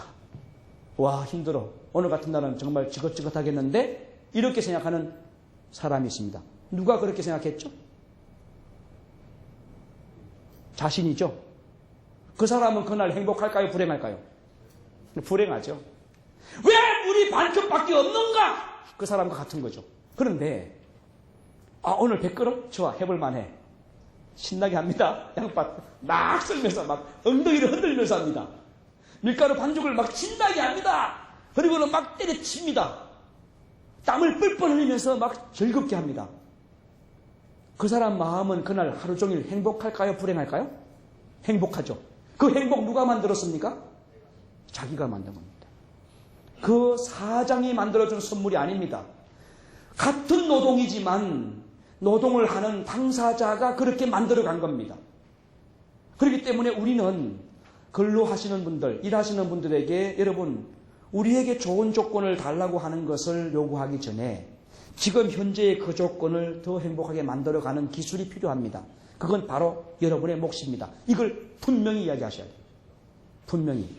우리 노조 임원들한테 뭐 자꾸 요구하지 말고 여러분이 그 환경을 정말 행복하게 만들어갈 수 있는 그런 능력을 키워보세요. 라고 하는 것이 더 중요합니다. 그래서 사실 부탄가스가 나오지 않는 나라 부탄이지만 왜 부탄이라 했는지 모르겠어요. 부탄은 OECD 국가 중에서 행복지수가 가장 높다고 하죠. 왜 그럴까요? 거기는 해발 3,000m가 넘습니다. 백두산이 해발 2,330 몇 m잖아요. 백두산보다 약 700m가 높습니다. 그럼 얼마나 추운지 아실 수 있죠. 그러니까 사계절이 거의 겨울입니다. 농사 질 수 있는 그런 달은 몇 달 안 됩니다. 그때 농사 져서 간신히 먹고 삽니다. 그 사람들 냉장고도 없고 텔레비전도 없습니다. 거의 다가요. 자동차도 없죠. 자전거는 타고 다닐지 몰라도요. 그런데 그 사람들이 왜 행복지수가 이만큼 높을까요? 27,000불, 대한민국이 2006년도에 2만 불에 진입했습니다. 2006년도에 2만 불 진입한 대한민국이 왜 세계에서 가장 자살률이 많은 불행한 나라가 됐을까요? 그리고 옆에 사람 푹 찔러가지고 너 행복해? 그러면 못 살겠어. 힘들어 죽겠어. 이런 말을 쉽게 합니다. 사업자는 사업자대로 하고 근로자는 근로자대로 하고 공무원들은 공무원대로 뭐 너무 힘들어요. 요즘 살 말 안 나요. 이런 말을 그냥 해버려요. 그러니 당연히 그런 불행감, 불행스러운 일들이 우리나라에 너무 많은 거죠. 왜 가난한 부탄은 행복지수가 높은데 대한민국은 낮을까요? 비교입니다. 비교의식에서 시작된 겁니다. 비교는 발전을 일으키기도 하지만 자칫 잘못되면 나에게 불행감을 안겨주는 나쁜 조건이 될 수 있습니다. 비교. 그래서 머리 좋은 사람이 자살률이 높습니다. 머리 좋은 사람. 왜 머리가 좋으냐? 비교를 잘하거든요. 팍 머리가 병석해. 저 사람은 저렇게 잘 되고 나는 요거에 부족하고 팍팍 돌아가죠. 그러니까 늘 막 부담감, 불안감, 좌절감, 그다가 열등감, 그다가 분노심, 적개심까지 막 나오니까 혼자 막 지 혼자 막 감정의 변화 속에서 지 혼자 막 속상해하고 막 부글부글하고 그러다가 막 벽에 들이받기도 하고 막 이런 사람들이 나오는 겁니다. 갑작스러운 돌발 사태가. 여러분, 암 안 걸리는 장기 속에 암이 안 걸리는 거 하나 있어요. 어딘지 아시죠? 다 걸릴 수 있지만 여긴 안 걸려요. 어딜까요? 심장. 심장이 왜 안 걸리죠? 뜨겁잖아요. 뛰고 있는 게 아니고 뜨거워서요. 뜨거워서. 근데 심장이 하는 일은요, 이 뜨거움을 전달하는 일에 몰입하고 있어요. 좀 이따 그거 설명 좀 해드리겠습니다만은. 그래서 우리가 행복하려면 주관적 안정감이라는 걸 생각하고, 남이 행복하다라고 해서 그게 나의 행복이 될 수 없다는 거. 중요한 것은 내가 살아가는 현실을 볼 때 내 스스로 점수를 높여라. 그래서 여러분, 혹시 나는 태어나면서부터 이런 팔자로 태어났어. 사주팔자 보니까 그렇대. 손금봐도 그렇고. 이렇게 생각하는 분 혹시 계시면 오늘 확 바꿔버리세요. 여러분, 이 수상, 저는 참고로 철학 교수이기 때문에 제가 동양 철학도 좀 합니다. 그래서 손금, 그 다음에 성명학, 사주, 팔자 이거 제가 좀 해드릴 수 있는데 혹시 보고 싶은 분 계세요? 여러분, 여기 있는 운명선, 재물선, 수명 이거 믿는 분 손 들어보세요. 자, 우리 모두 해봅시다. 자, 손 들으세요. 보세요. 자기 수명 몇 살까지 사는지 보입니까? 보이죠? 그 다음에 운명선 보이죠? 재물선 보이죠? 그 다음에 감정운도 보이고요. 자, 이거 한번 쥐세요. 꽉 쥐어요. 이렇게 돌리세요. 3번만 흔드세요. 3번. 하나. 우리나라는 3세판을 좋아하니까. 2번. 3번 흔들었습니다. 다시 돌려서 보세요. 피세요. 달라졌습니까? 안 달라졌습니까? 달라졌어요? 달라졌습니다. 달라졌다니까요. 믿으세요. 아멘. 자, 이 이야기 뭐냐면 지금 졌다 편 사람이 누굽니까? 이 운명을 졌다 편 사람이 누굽니까? 내 자신이에요. 운명은 움직이는 자입니다. 목숨명자. 숙명론 쪽으로 확정된 게 아닙니다. 갑니다. 흘러갑니다. 그러니까 행복이라고 하는 거요. 흘러가요. 행복은 내가 잡는 겁니다. 내가. 이 행복은 이렇습니다. 주관적 안정감이라고 하는 그런 차원이 있고, 두 번째는 심리적 안정인데 자아실현적 개념에서 행복을 찾는 사람이 있습니다. 바로 여러분들입니다. 실현하는 거. 내가 일하면서 행복을 찾으셔야 돼요. 내가 하는 일이 나를 위한 일이다. 그리고 나는 이 일이 즐겁다. 그리고 나는 이 일을 잘할 수 있다. 이 일 때문에 우리 집이 먹고 살고, 그리고 먹고 사는 것만 아니라 내가 내 인생을 즐길 수 있잖아. 이런 차원에서 행복을 생각할 수 있는 거예요. 이게 긍정심리학자들이 심리적 안녕을 이야기할 때 이야기하는 겁니다. 그 마틴 셀리그만은 행복하게 대가라고 말하죠. 3가지 이야기합니다. 행복하게 살기 위해서 첫 번째는 어떻게 살아라? 즐겁게 살아래요. 오늘 제 강의를 즐겁게 들어주셔서 정말 감사합니다. 바로 그겁니다. 즐겁게 일하시고 즐겁게 살고. 두 번째는 뭐예요? 어떻게 하라고 했습니까? 몰입하며 살아라. 몰입이에요. 가장 지루한 시간이 언제인지 아십니까? 하루 중에서 아침 시작할 시간일까요? 점심 먹고 나설까요? 퇴근하기 1시간 전일까요? 퇴근하기 1시간 전입니다. 그때가 시간이 제일 안 간대요. 제일 지루하대요. 능률도가 제일 떨어진대요. 그런데 몰입하는 사람은 벌써 퇴근 시간이라고? 이럽니다. 보면 알아요. 지금 몇 시야 하는 사람은 몰입하는 사람이 아니에요. 그런데 벌써? 이렇게.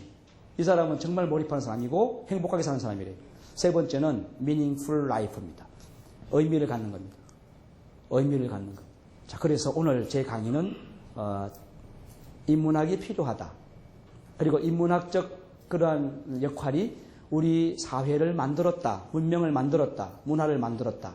그런데 여기에서 인간이 소외되는 현상이 발생했고 인간을 인간답게 대접하는 운동이 반드시 요청되었다.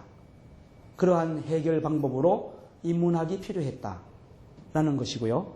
그리고 인문학을 우리 근로 현상에서 활성화시키면 노동에 대해서도 가치를 부여하는데 그 노동을 고용주가 나한테 맡겼으니까 나는 단순히 한다라는 차원이 아니라 자아실현적 차원에서 내가 이 일을 할 수 있는 최고다.